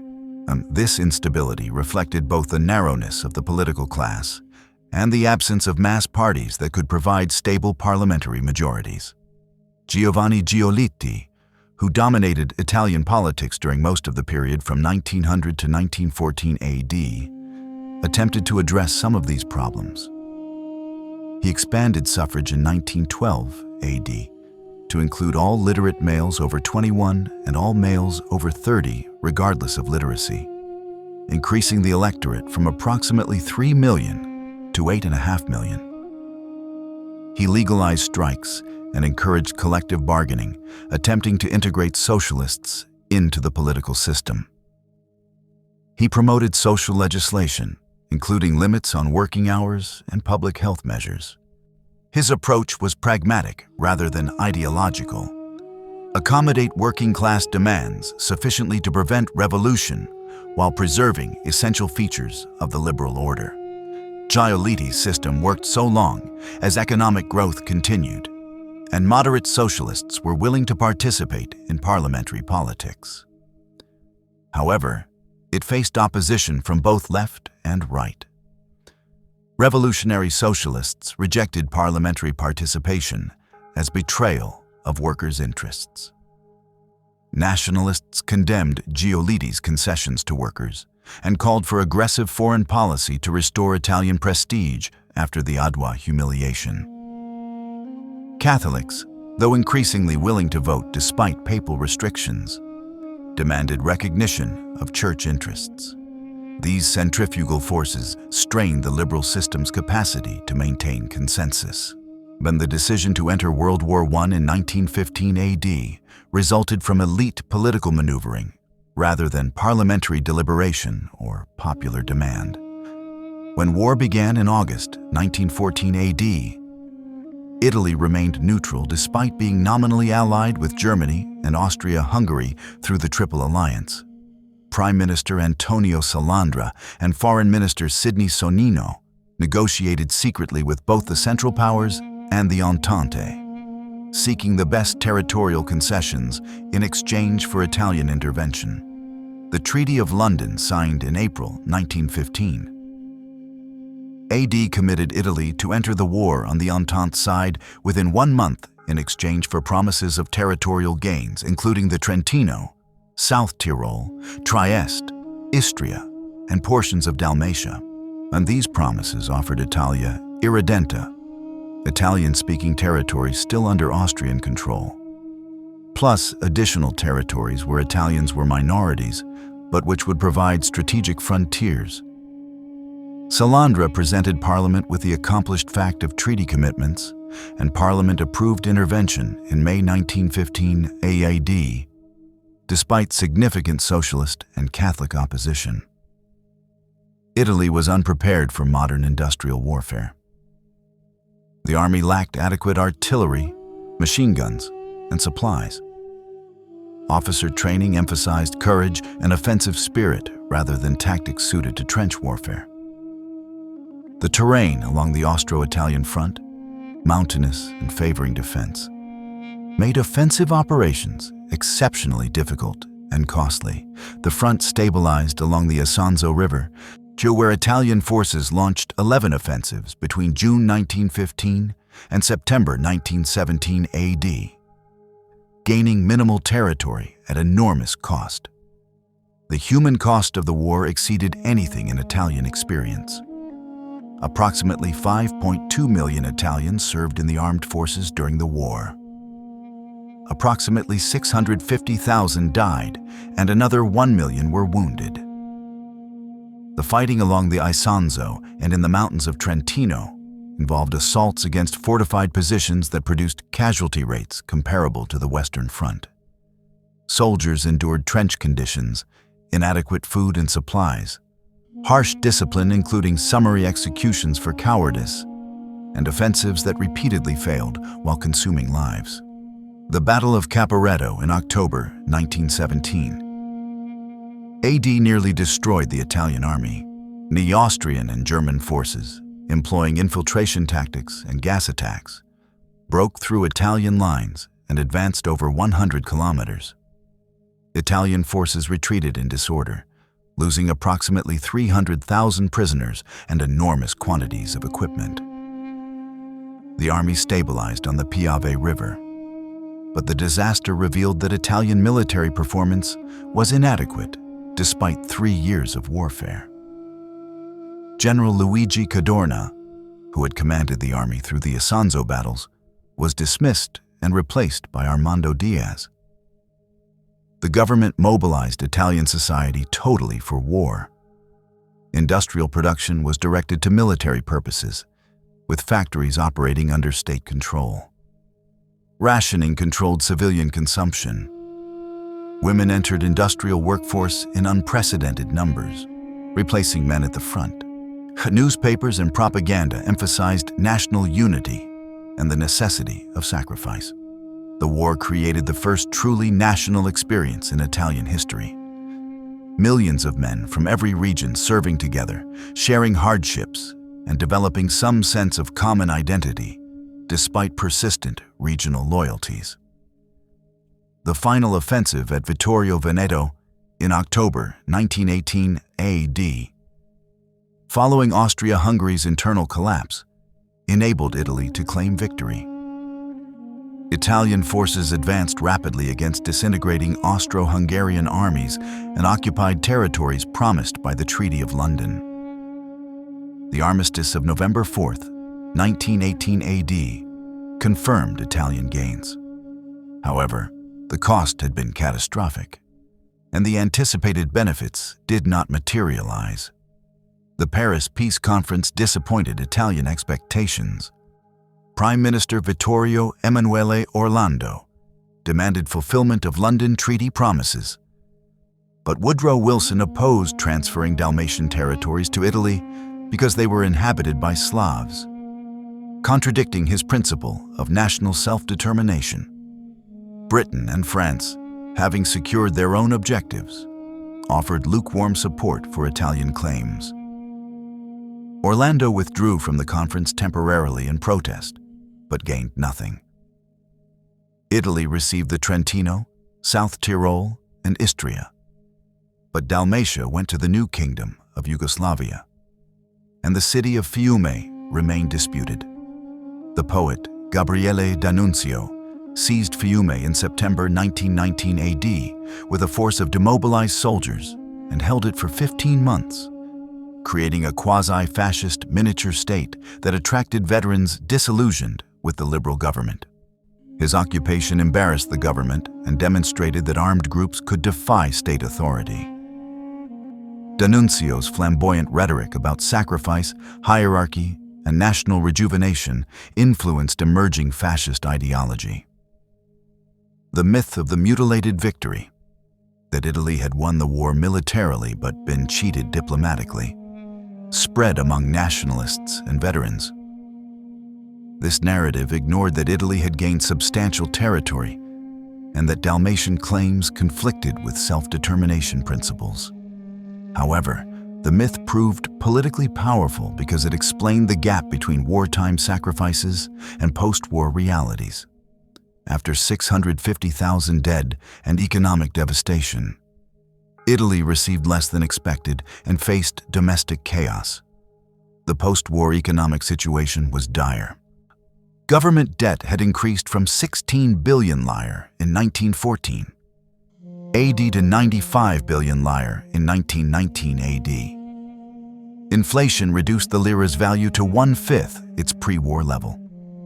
Industrial production designed for military needs required conversion to peacetime production, causing unemployment. Demobilization released millions of soldiers into a labor market that could not absorb them. Food shortages and high prices created hardship for urban populations. Mussolini initially governed through a coalition cabinet that included liberals, nationalists, and Catholics, alongside a minority of fascists. His early actions suggested he might operate within constitutional limits. He presented himself to Parliament as a reformer who would restore order and govern efficiently. King Victor Emmanuel III. And many liberal politicians believed fascism could be contained and domesticated through institutional participation. This calculation proved disastrously wrong, but it reflected genuine uncertainty about whether Mussolini would consolidate dictatorship or accept constitutional constraints. The Acerbo Law passed in November 1923. AD fundamentally altered electoral rules to ensure fascist dominance. Under this law, the party receiving the most votes, provided it exceeded 25%, would receive 2/3 of parliamentary seats, with remaining seats distributed proportionally among other parties.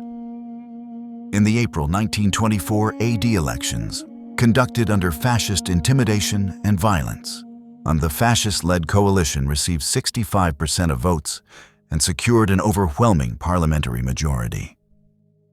Opposition parties won seats but were too fragmented and intimidated to mount effective resistance. The murder of socialist deputy Giacomo Matteotti in June 1924 AD precipitated a crisis that Mussolini turned to his advantage. Matteotti had delivered a speech documenting fascist electoral violence and demanding the election's annulment. Days later, fascist thugs kidnapped and murdered him. Evidence pointed to fascist responsibility, and public outrage threatened Mussolini's position. Opposition deputies walked out of parliament in the Aventine secession, expecting the king to dismiss Mussolini. Victor Emmanuel refused to act, and after months of uncertainty, Mussolini responded with a speech in January 1925 AD, accepting political responsibility for fascist violence and declaring his intention to establish complete control. This marked the end of constitutional government. Between 1925 and 1926 AD, Mussolini implemented laws that established dictatorship. The powers of parliament were reduced to rubber-stamping government decisions. Opposition parties were banned. Trade unions were abolished, except for fascist-controlled syndicates. Freedom of press was eliminated through censorship and suppression of non-fascist newspapers. Local elected governments were replaced by appointed officials. Political opponents faced arrest, imprisonment, internal exile to remote southern villages, or forced emigration. The Special Tribunal for the Defense of the State tried political crimes in proceedings without normal legal protections. Fascist ideology, insofar as it constituted coherent political theory rather than opportunistic slogans, rested on several core principles. It rejected both liberal individualism and socialist class struggle in favor of national unity organized through the state. All Italians were to subordinate individual interests to collective national purposes, as defined by the Fascist Party and Mussolini personally.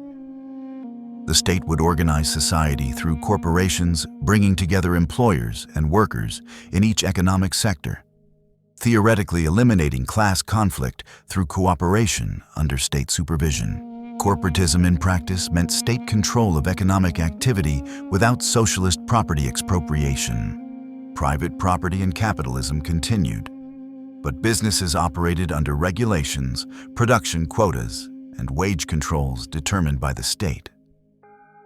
Strikes were illegal, and labor disputes were resolved through state-controlled labor courts. The corporations established during the 1920s served primarily as vehicles for fascist party control over economic sectors, rather than genuine institutions for employer-worker cooperation. Major industrialists accepted the system because it suppressed labor militancy while allowing them to maintain ownership and receive government contracts. The fascist regime emphasized hierarchy, discipline, and militarism as organizing principles for society. Mussolini was presented as the Duce, the leader whose will embodied national destiny. The party controlled youth organizations that indoctrinated children in fascist values and prepared them for military service. Women were assigned the role of producing children to increase Italy's population for future military power. With policies promoting large families and discouraging female employment outside the home. Physical fitness and military training received emphasis as preparation for the wars fascists believed necessary for national greatness. Nationalism under fascism took aggressive and expansionist forms. Mussolini cultivated the image of recreating Roman imperial glory, with Italy dominating the Mediterranean and North Africa. This required military strength and willingness to use force against weaker states.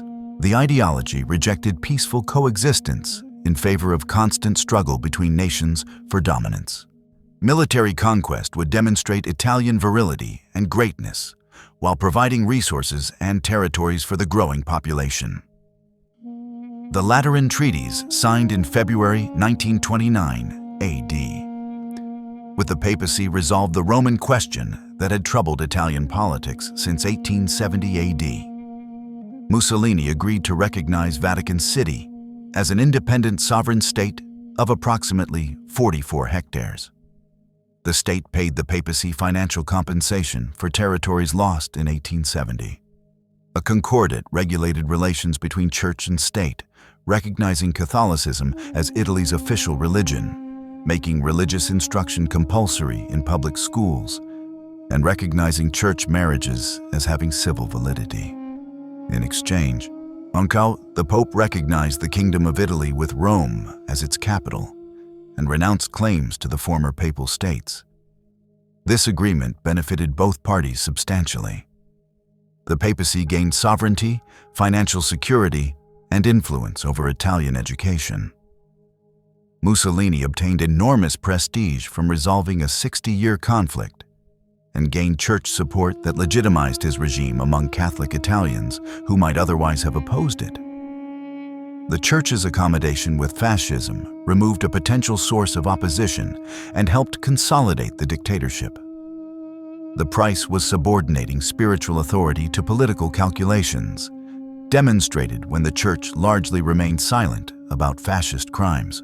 Economic policy under fascism emphasized autarky, economic self-sufficiency to reduce dependence on foreign imports. This reflected both nationalist ideology and preparation for war, which would require domestic production of food and strategic materials.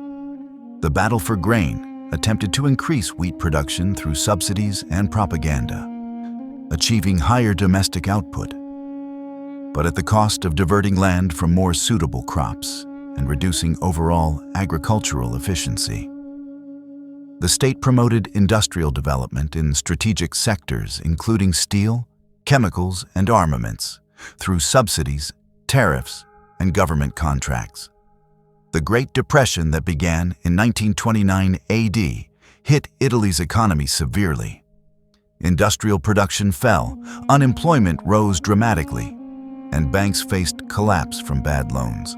The fascist government intervened massively to prevent economic breakdown. The Industrial Reconstruction Institute, created in 1933 AD, took control of failing banks and the industrial enterprises they held as collateral.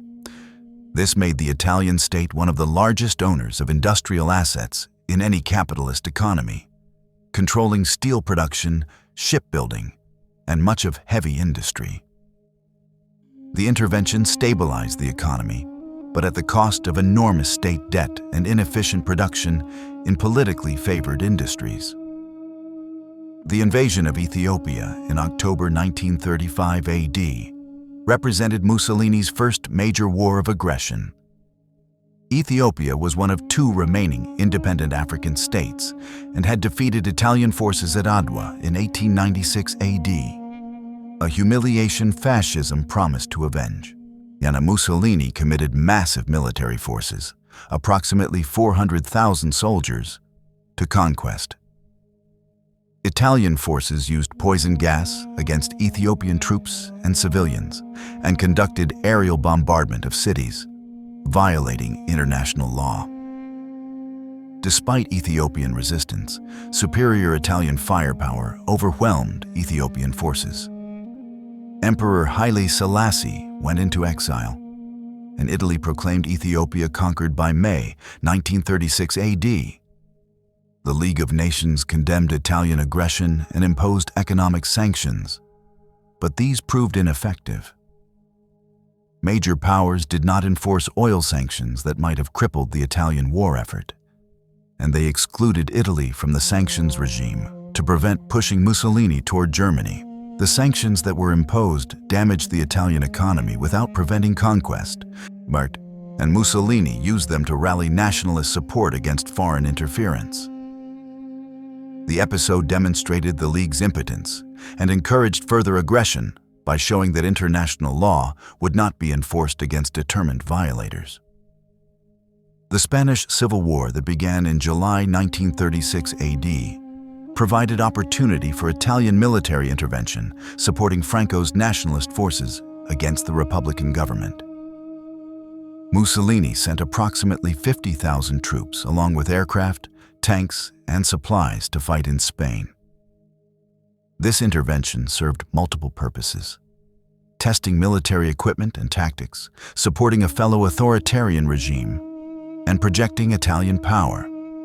The costs were substantial: approximately 3,000 Italian dead and enormous financial expenditure, while the benefits were limited to uncertain alliance with Franco and experience in modern warfare. The alliance with Nazi Germany developed gradually through shared ideological affinity and strategic calculation. Mussolini initially viewed Hitler as a dangerous imitator who threatened Austrian independence. However, the Ethiopian crisis isolated Italy from Britain and France, creating need for powerful allies. The Rome-Berlin Axis, proclaimed in October 1936 AD, established cooperation between the two fascist powers.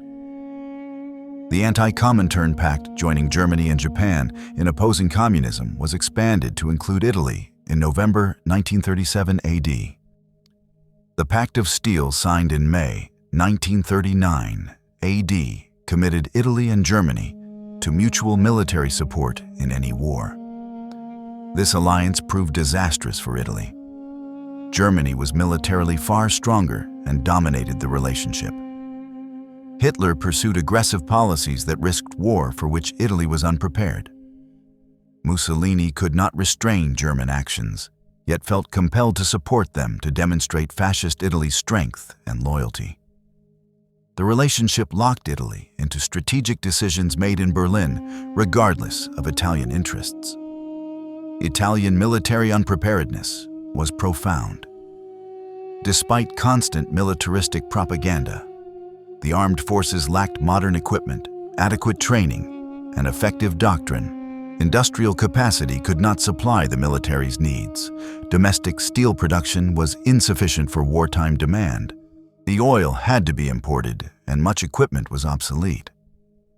The army relied on tactics from the First World War rather than the mechanized warfare Germany was developing. The Navy lacked aircraft carriers and adequate air support. Most fundamentally, Italy lacked the economic resources to sustain modern warfare against major powers. When Germany invaded Poland in September 1939 AD, triggering declarations of war from Britain and France, Italy remained neutral despite the Pact of Steel. Mussolini recognized that Italy could not fight a major war immediately. He termed this non-belligerence rather than neutrality, maintaining the fiction of alliance with Germany while avoiding immediate military commitment. During this period, and Italy attempted to build military strength and position itself to enter the war when Germany's victory appeared certain, claiming a share of spoils without bearing substantial costs. Germany's rapid victories in spring 1940 AD changed Mussolini's calculation. The German conquest of Denmark, Norway, the Netherlands, Belgium, and France demonstrated Wehrmacht effectiveness and made Allied defeat seem inevitable. Mussolini feared that delaying entry would leave Italy with no territorial gains and diminished prestige. He declared war on France and Britain on June 10, 1940 AD, when French defeat was already certain. This decision, made for prestige and anticipated gains rather than military necessity, committed Italy to a war it was unprepared to fight. The military campaigns immediately revealed Italian weakness. The brief offensive against France along the Alpine frontier achieved minimal gains despite overwhelming numerical superiority against French forces preparing for armistice with Germany. The invasion of Greece launched from Albania in October 1940. AD turned into humiliating defeat as Greek forces counterattacked and drove Italian armies back into Albania. Mussolini had launched this war without consulting Germany and with inadequate preparation, expecting easy victory against a weaker opponent. The failure required German intervention to bail out Italian forces. North Africa became another theater of Italian defeat. Italian forces in Libya attacked British forces in Egypt in September 1940 AD, but were driven back and nearly destroyed by British counteroffensive in winter 1940 to 1941 AD. A German intervention under Erwin Rommel saved Italian forces from complete destruction. But Italian armies performed poorly throughout the North African campaign, suffering from inadequate equipment, poor logistics, and ineffective leadership. By May 1943 AD, Axis forces in North Africa had surrendered, with approximately 240,000 Italian soldiers becoming prisoners. The Italian campaign in the Soviet Union demonstrated similar incompetence. Italian forces sent to the Eastern Front as part of the German invasion suffered catastrophic losses during the Soviet counteroffensive at Stalingrad in winter 1942 to 1943 AD. Of approximately 230,000 Italian soldiers deployed to Russia, fewer than half returned to Italy. Those who survived faced horrific conditions, or inadequate winter equipment, and overwhelming Soviet military superiority. The disaster eliminated Italy's capacity for further major military operations. Naval warfare produced mixed results. The Italian Navy was substantial in size, but suffered from lack of aircraft carriers, inadequate coordination with air forces, and cautious leadership unwilling to risk major engagements. British naval and air attacks on the Italian fleet at Taranto in November 1940 AD and at Cape Matapan in March 1941 AD inflicted significant losses. Italian submarines achieved some successes, but could not contest British control of Mediterranean sea lanes. By 1943 AD, the Navy's role was largely defensive, attempting to protect supply lines to North Africa and defend the Italian coast. Strategic bombing by Allied air forces intensified from 1942 AD onward. Italian cities lacked adequate anti-aircraft defenses and civil defense preparations. Bombing raids on Milan, Turin, Genoa, and Naples killed thousands of civilians and destroyed industrial facilities. The raids demonstrated the regime's inability to protect the population and damaged morale severely. Food shortages caused by disruption of agricultural production and transportation made daily life increasingly difficult. The war that Mussolini had promised would bring glory and conquest instead brought death and destruction. The Allied invasion of Sicily on July 10, 1943 AD, marked the beginning of the end. American and British forces landed with overwhelming strength. Italian military resistance collapsed rapidly as soldiers surrendered en masse rather than fight for a regime they no longer supported. The invasion brought the war directly to Italian territory and made clear that Italy faced invasion and occupation. German forces fought effectively to delay the Allied advance, but Italian armies disintegrated. The Fascist Grand Council met on July 24th to 25th, 1943 AD, and passed a motion of no confidence in Mussolini, requesting that King Victor Emmanuel resume constitutional powers. The king, who had tolerated fascism for 21 years, ordered Mussolini's arrest on July 25th. Marshal Pietro Badoglio formed a new government that declared continuation of the war while secretly negotiating armistice with the Allies, and this duplicity served neither purpose effectively. The armistice announced on September 8, 1943. AD produced chaos. Italian forces received no clear orders about whether to resist German forces now becoming enemies. Some units fought Germans. Most dissolved as soldiers abandoned positions and attempted to reach home. The king and Badoglio government fled Rome for Allied-controlled southern Italy, abandoning the capital without resistance. German forces occupied Rome and most of northern and central Italy, disarming Italian units and deporting hundreds of thousands of soldiers to Germany as forced laborers. The Allied military government that administered Italy from liberation until civil authority could be re-established faced immediate crises. The infrastructure of transportation, industry, and agriculture was severely damaged. Bridges and rail lines had been destroyed during fighting or by retreating German forces. Factories lacked raw materials and fuel. Food production had declined drastically, and distribution systems had collapsed. Inflation was accelerating as the government printed money to cover expenses. Millions of refugees and displaced persons needed housing and sustenance. Political authority was contested between the royal government in the south and the partisan-led committees in the north. The institutional question, whether Italy would remain a monarchy or become a republic, was resolved through a referendum held on June 2, 1946 AD. This was Italy's first election with universal suffrage including women, who comprised approximately half the electorate. And the republic won with 54% of votes against 46% for the monarchy. The geographic division was stark. Northern and central Italy voted heavily for the republic, while southern Italy and the islands supported the monarchy. King Umberto II, who had succeeded his father Victor Emmanuel III in May 1946 AD, went into exile. The referendum ended the House of Savoy's rule that had unified Italy and governed it for 85 years. Simultaneously, elections for a constituent assembly produced a parliament tasked with writing a new constitution. The Christian Democracy Party, heir to the pre-war Catholic Popular Party, won 35% of votes and 207 seats out of 556. The Socialist Party won 20% and 115 seats. The Communist Party won 19% and 104 seats.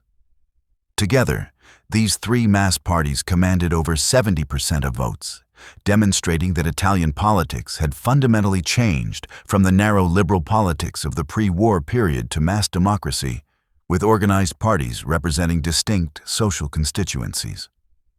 The Constitution of the Italian Republic, approved by the Constituent Assembly on December 22, 1947 AD, and entering force on January 1, 1948 AD, was designed explicitly to prevent dictatorship's return.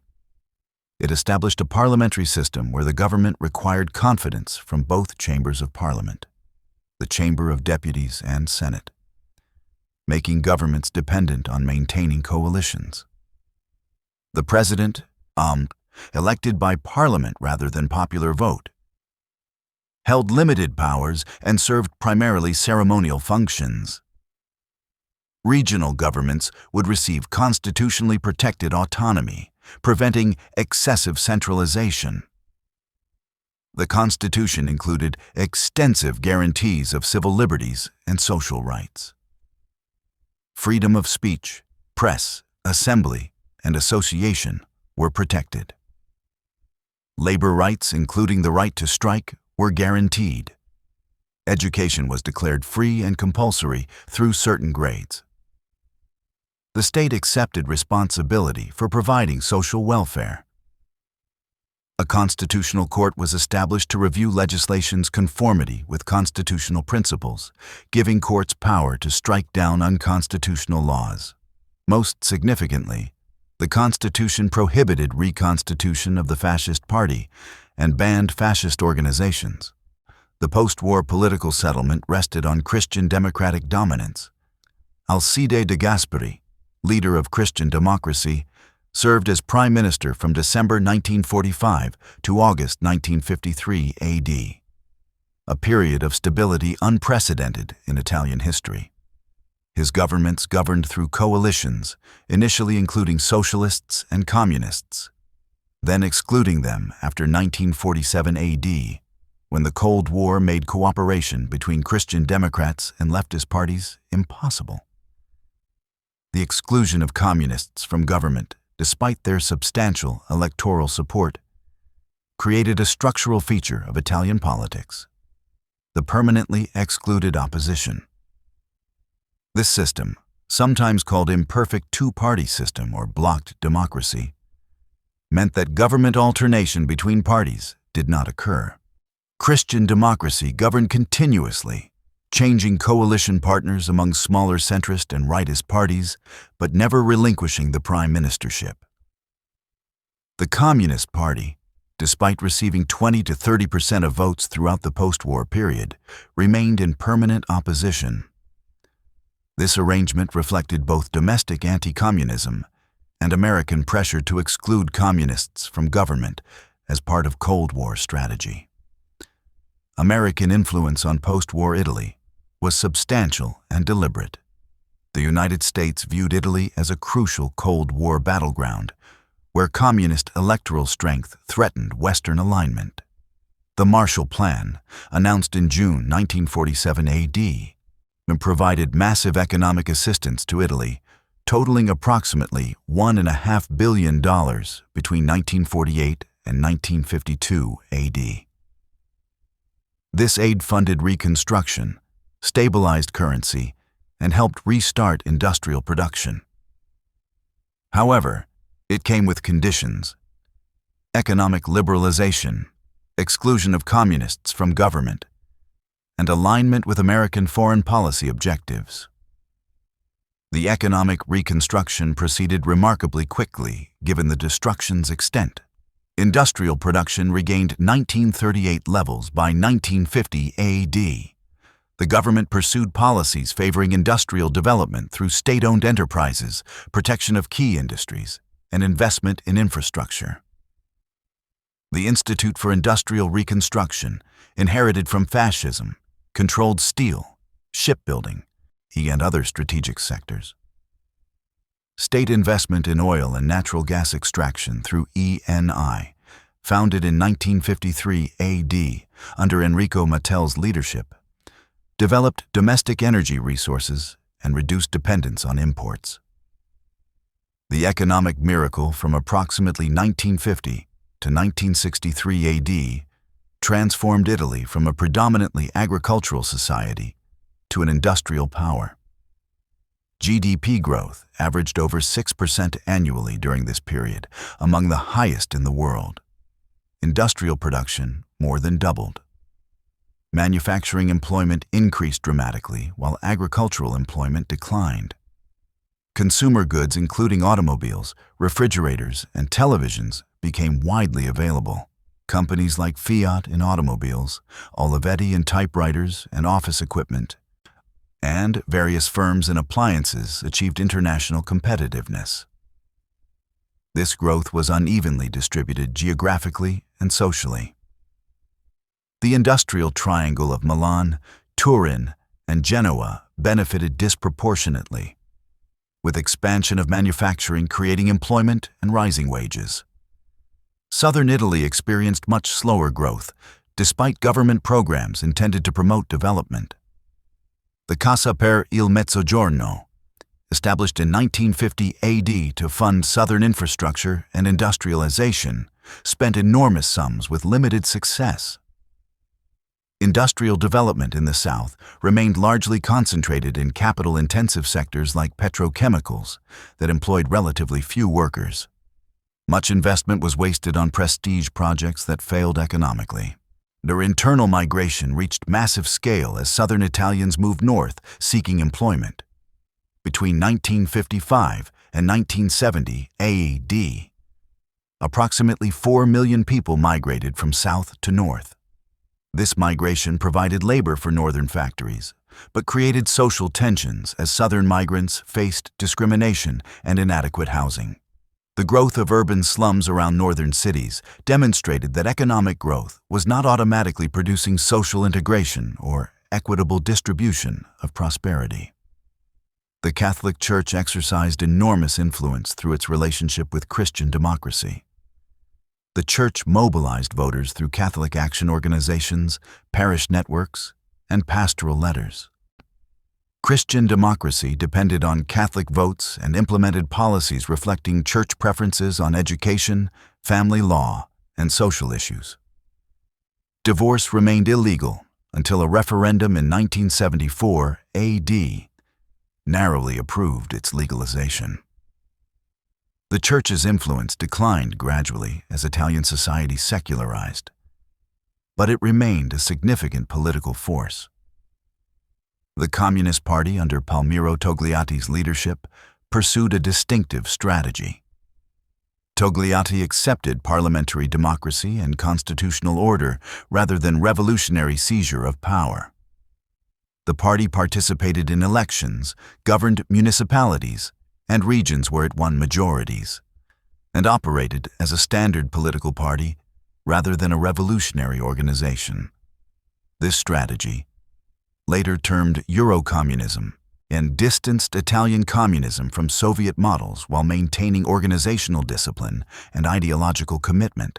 The party built a powerful subculture through affiliated unions, cooperatives, cultural organizations, and newspapers that provided social identity for millions of Italians. The years of lead, from approximately 1969 to 1988 AD, saw Italy experience severe political violence from both left-wing and right-wing terrorism. The period began with labor militancy and student protests in 1968 to 1969 AD that challenged both capitalist economics and the sclerotic political system. Some activists concluded that parliamentary methods were insufficient and formed armed groups to pursue revolutionary goals through violence. The Red Brigades, formed in 1970 AD, who conducted kidnappings, assassinations, and bombings targeting industrialists, judges, police, and politicians. Their most spectacular attack was the kidnapping and murder of former Prime Minister Aldo Moro in 1978 AD. Moro had been attempting to include the Communist Party in government coalitions, breaking the exclusion principle. His murder demonstrated both the Red Brigade's capacity to strike high-level targets and their strategic incoherence, killing the politician most sympathetic to including the left in power.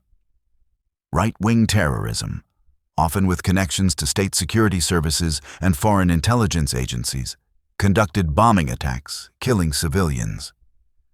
The Piazza Fontana bombing in Milan in December 1969 AD killed 17 people. The Bologna train station bombing in August 1980 AD killed 85 people. Evidence suggests these attacks were intended to create chaos, justifying authoritarian government. A strategy of tension designed to shift political dynamics rightward. Investigations were obstructed, prosecutions failed, and the full truth about state involvement in right-wing terrorism remains obscured. The state eventually suppressed terrorism through improved police work, special anti-terrorist legislation, and programs offering reduced sentences to terrorists who cooperated with authorities. By the late 1980s, both left and right-wing terrorism had been defeated. However, the years of lead demonstrated that Italian democracy faced challenges from extremists on both sides, and that state institutions were penetrated by actors pursuing anti-democratic agendas.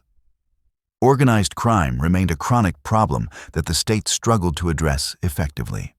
The Sicilian Mafia, Neapolitan Camorra, and Calabrian 'Ndrangheta expanded their operations during the post-war period from local extortion and smuggling to international drug trafficking. These organizations accumulated enormous wealth and power, corrupting local and national politics, murdering judges and police who opposed them, and creating parallel governance structures in territories they controlled. The murders of judges Giovanni Falcone and Paolo Borsellino in 1992 AD by mafia car bombs shocked Italy and prompted more aggressive prosecution of organized crime. The Maxi Processo, a massive trial in Palermo prosecuting hundreds of mafiosi simultaneously, demonstrated that the state could convict organized crime leaders when prosecutors had adequate resources and protection. However, organized crime adapted to pressure, reducing spectacular violence while maintaining economic power through control of construction, waste disposal, and drug trafficking. The First Republic, as the political system from 1948 to 1994 AD came to be called, operated through systematic corruption that became unsustainable. Political parties funded themselves through kickbacks from public contracts, requiring companies to pay percentages of contract value to parties controlling government ministries. This tangenti system, the payments called tangenti or kickbacks, was so widespread that it constituted normal business practice. Companies maintained slush funds specifically for political payments, viewing them as cost of doing business. The Tangentopoli scandal that erupted in February 1992 AD exposed this system's extent.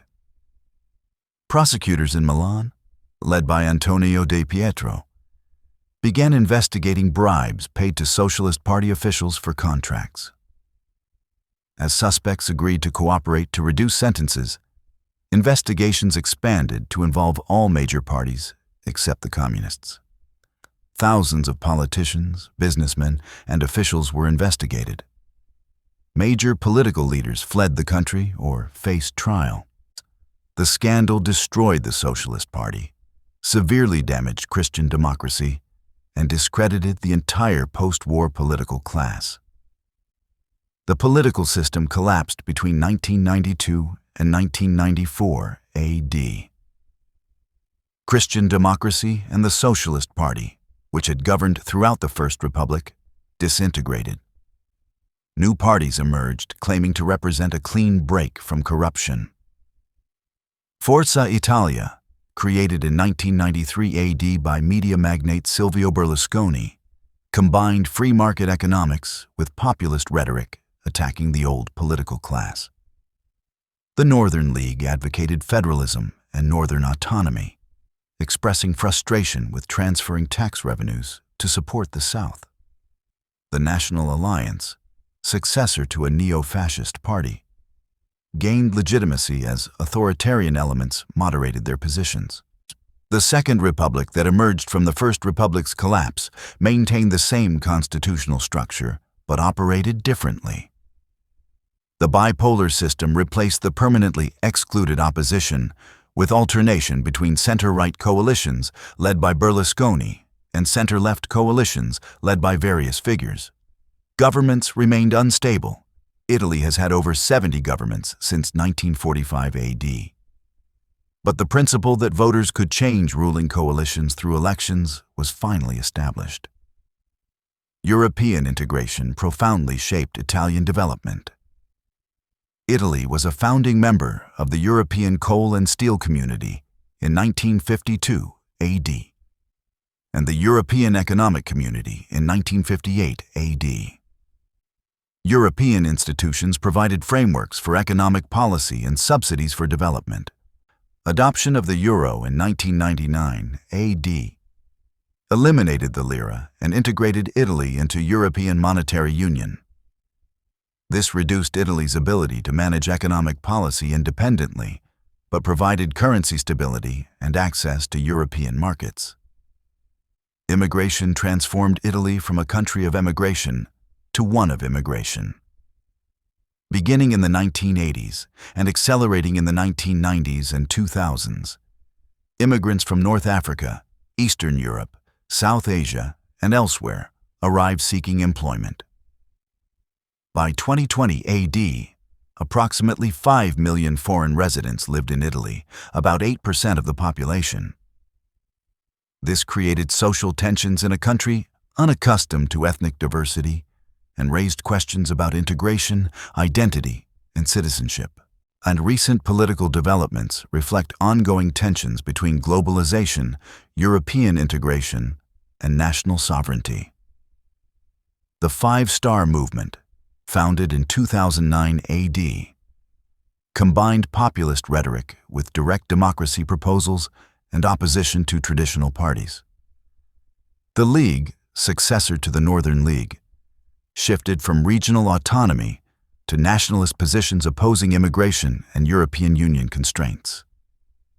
Coalition governments, combining these parties or other unusual alliances, have governed since 2018 AD, demonstrating continued political fragmentation and voter dissatisfaction.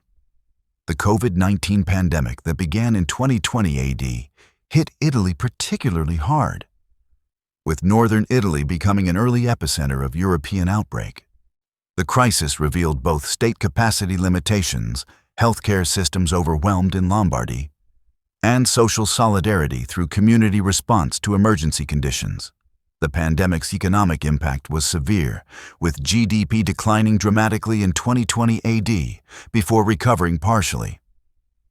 European Union pandemic recovery funds provided substantial resources, but came with requirements for structural reforms. Contemporary Italy faces persistent challenges rooted in its history. Regional economic disparities between North and South remain despite decades of development programs. Political instability produces frequent government changes that make consistent long-term policy difficult. Public debt exceeds 130% of GDP, limiting fiscal flexibility. Organized crime continues operating despite aggressive prosecution. Youth unemployment, particularly in the South, remains very high. Demographic decline. Italy's population is aging and shrinking as birth rates fall below replacement level, threatens pension systems and economic growth. Yet Italy remains one of the world's major economies with sophisticated manufacturing, luxury goods production, and tourism industries. Italian companies compete globally in fashion, automotive, machinery, and food production. Cultural achievements in art, music, cuisine, and design command international prestige. Democratic institutions, despite their imperfections, have persisted and proven resilient through crises that destroyed institutions in other countries.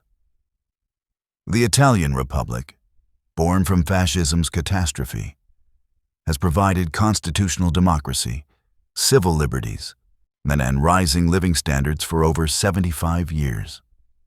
The recurring themes of Italian history, the tension between unity and fragmentation, regional diversity within geographic proximity, cultural achievement alongside political difficulty, external influence on internal outcomes, persist into the present. Understanding contemporary Italy requires recognizing these continuities while appreciating how much has changed. The country that once dominated the Mediterranean world, then fragmented for over a millennium, then unified under monarchy, then experienced fascist dictatorship, now governs itself as a parliamentary republic within European structures. This trajectory, with all its violence, achievement, tragedy, and adaptation, it demonstrates both the contingency of historical outcomes and the persistence of patterns established centuries or millennia ago.